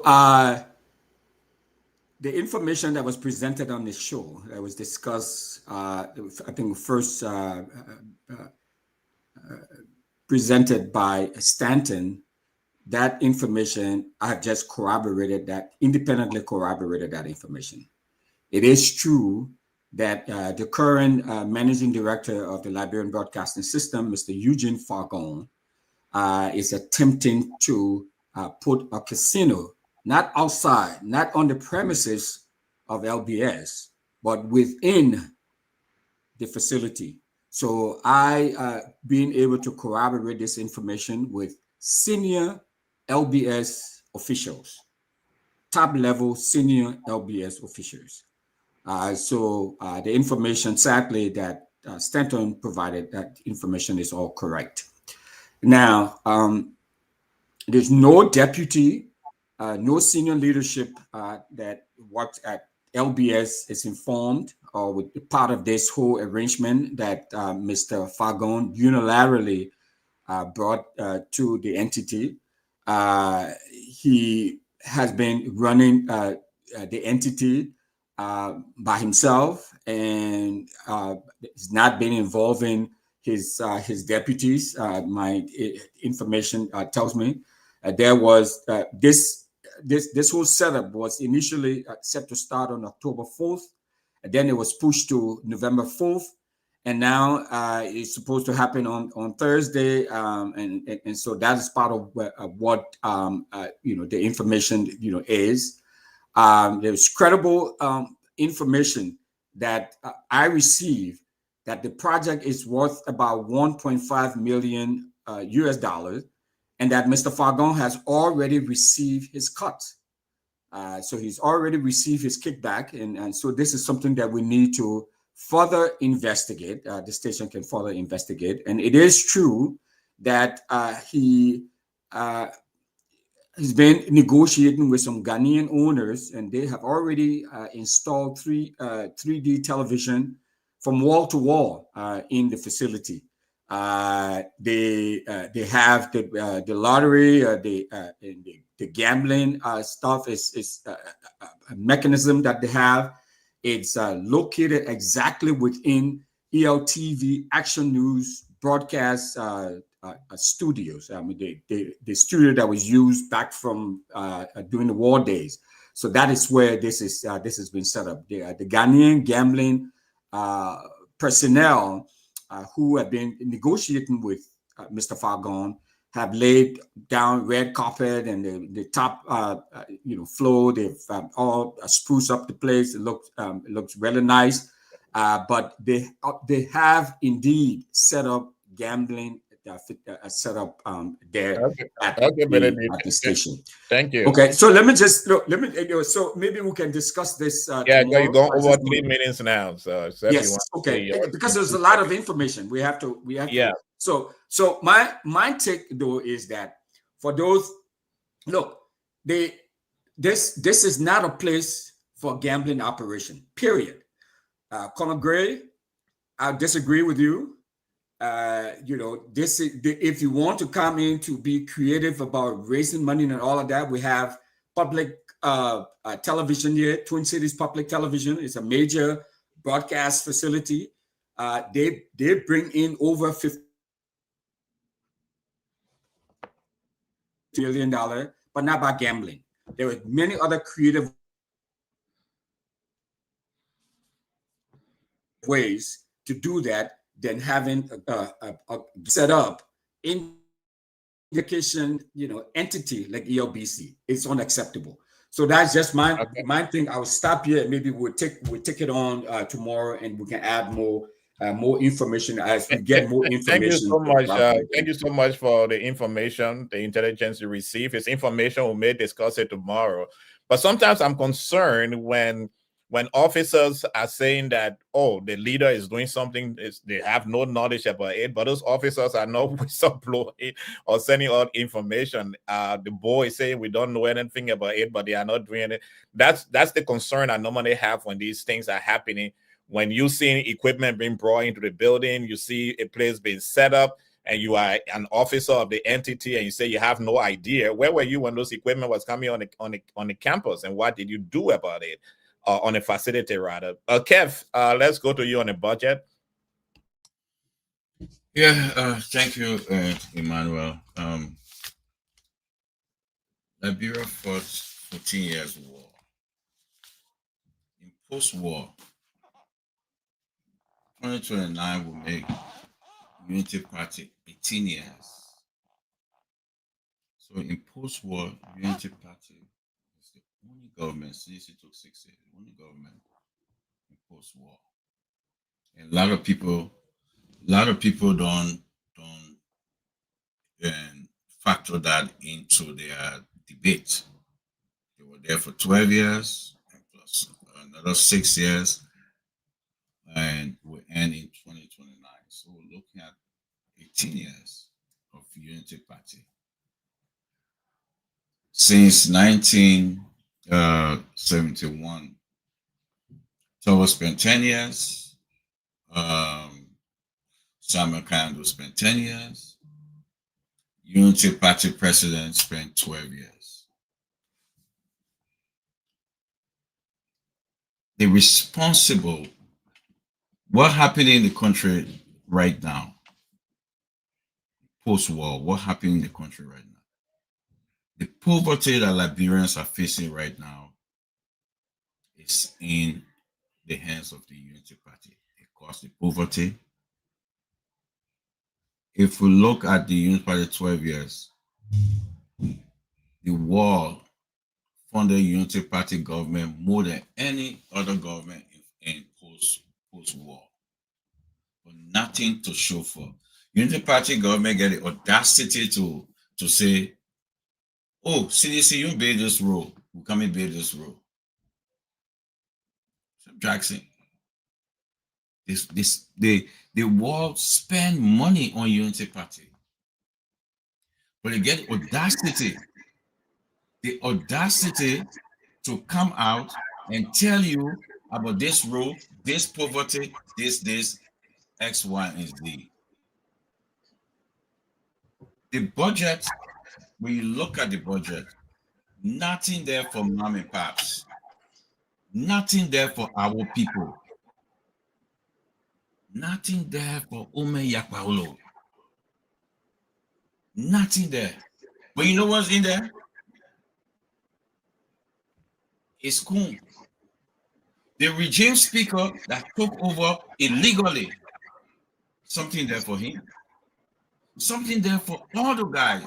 But nothing there for the ordinary people. And what Unity Party campaign message?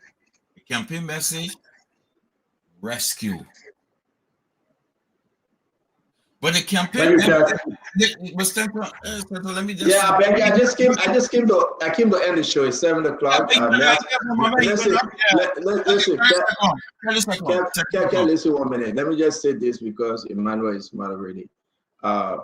It's 7 p.m. Emmanuel because Nelson is not in studio. I have to end it from this side of the eye.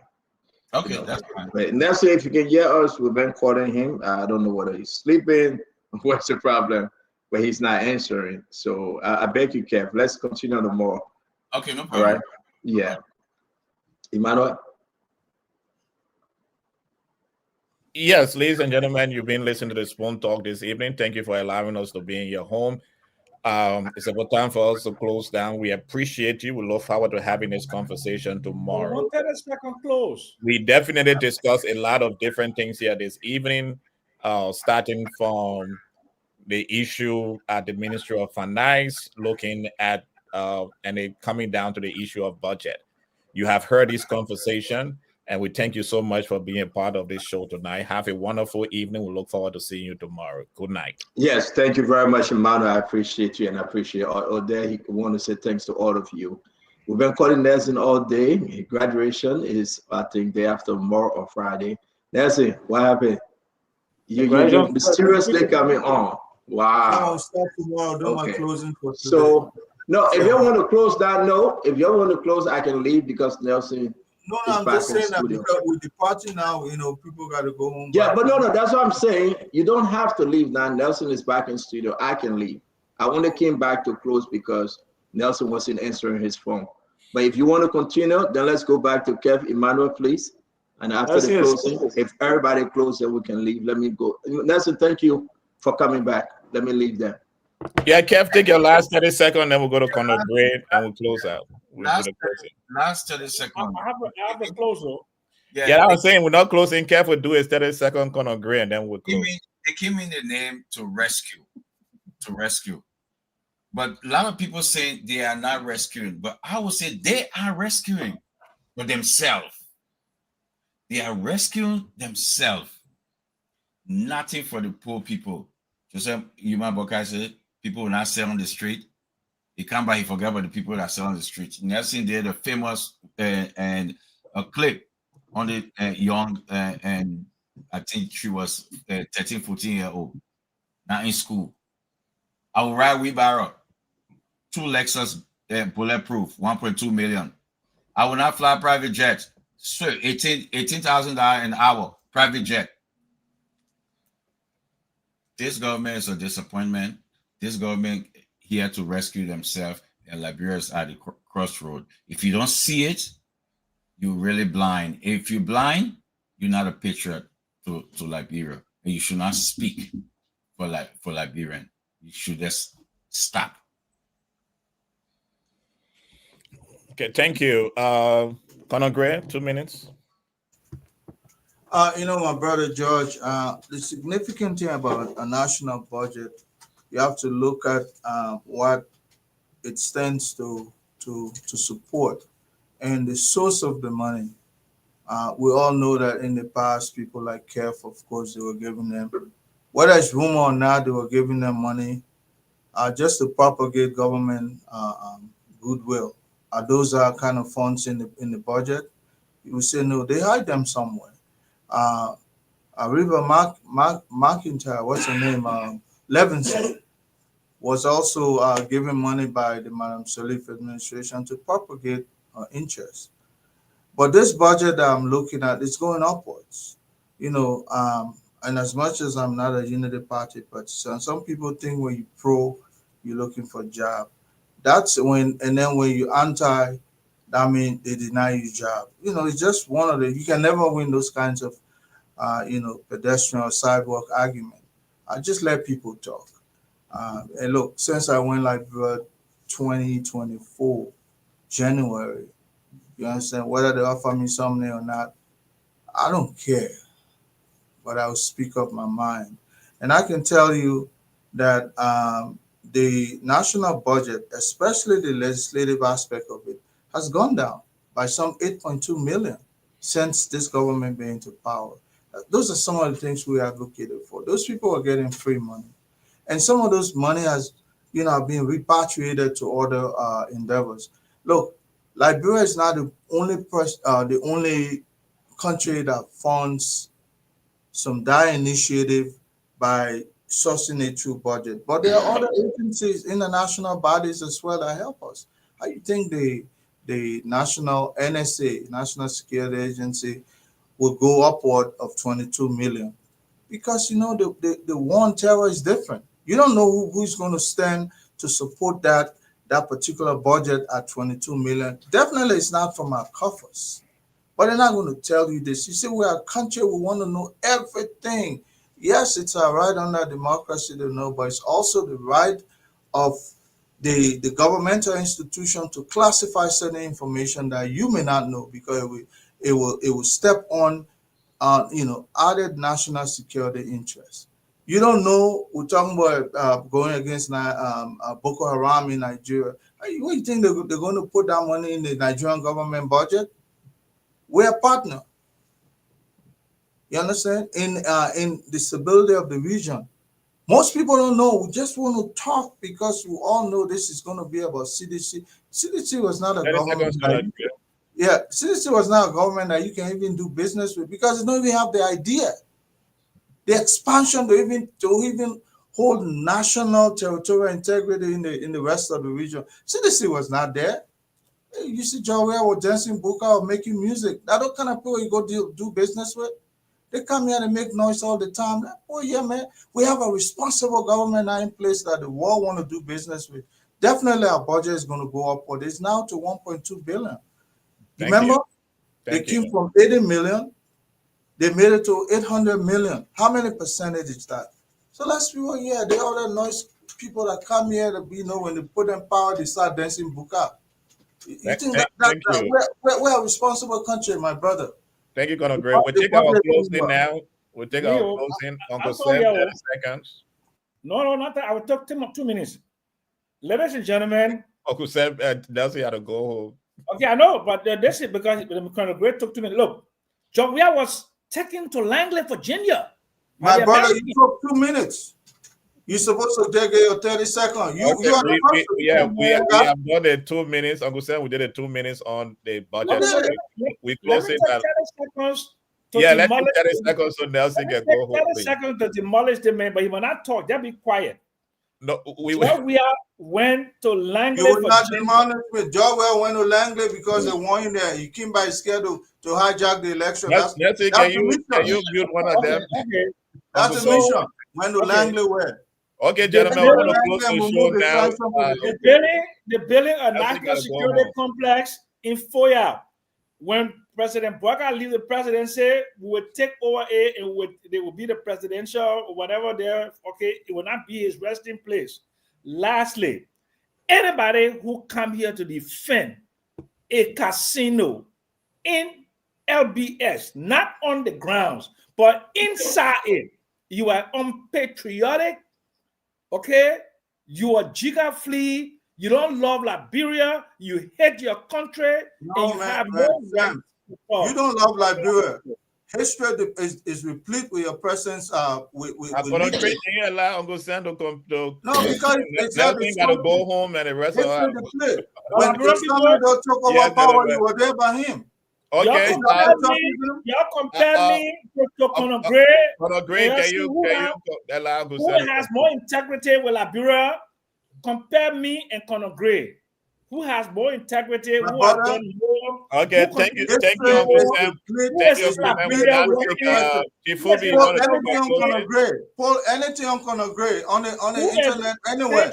Thank you, Conor Gray. Thank you, Uncle Sam. Nelson, can you? Stan Jassy is in Liberia. Chief Henry, can you give your closing? Conor Gray is Uncle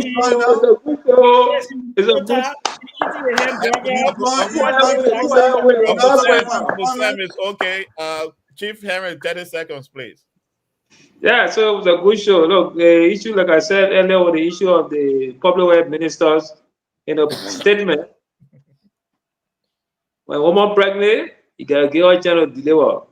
If you say that boy inside her stomach, when she gave birth, will know. If you say that girl will know, that twin will know. So Sunday says it's a security issue.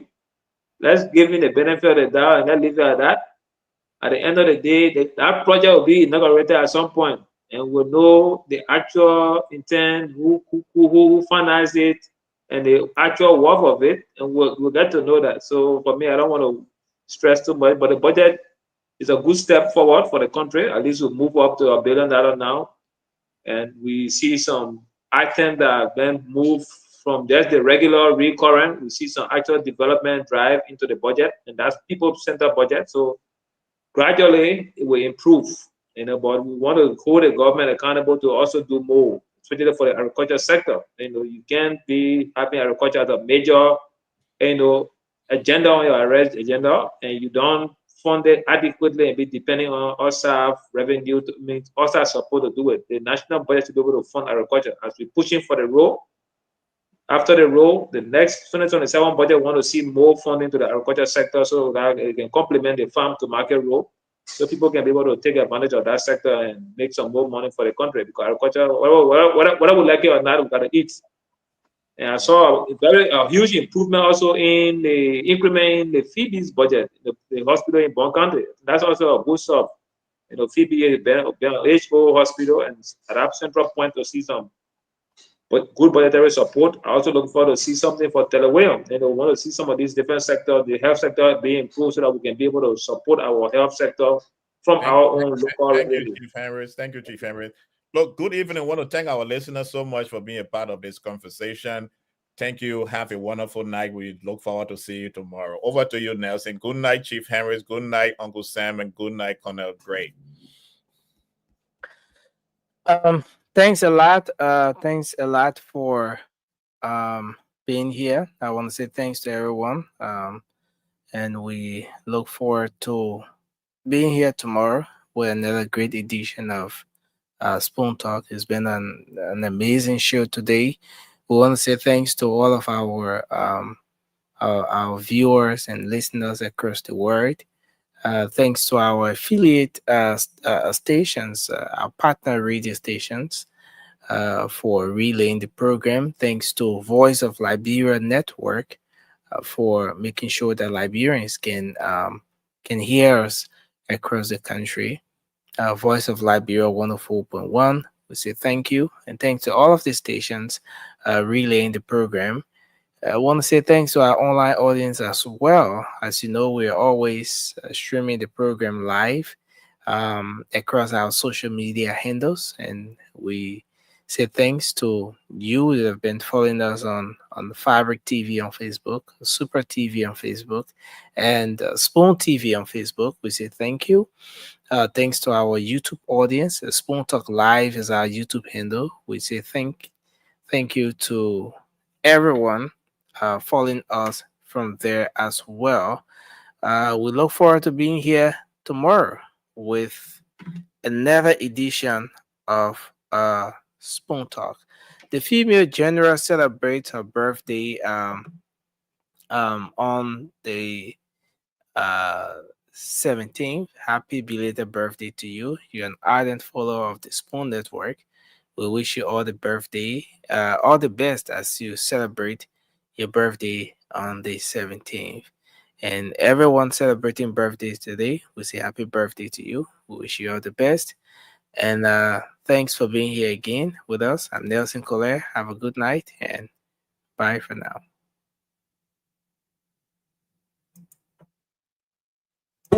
Riding the south of bed, on the beach. To get your information. To the food, to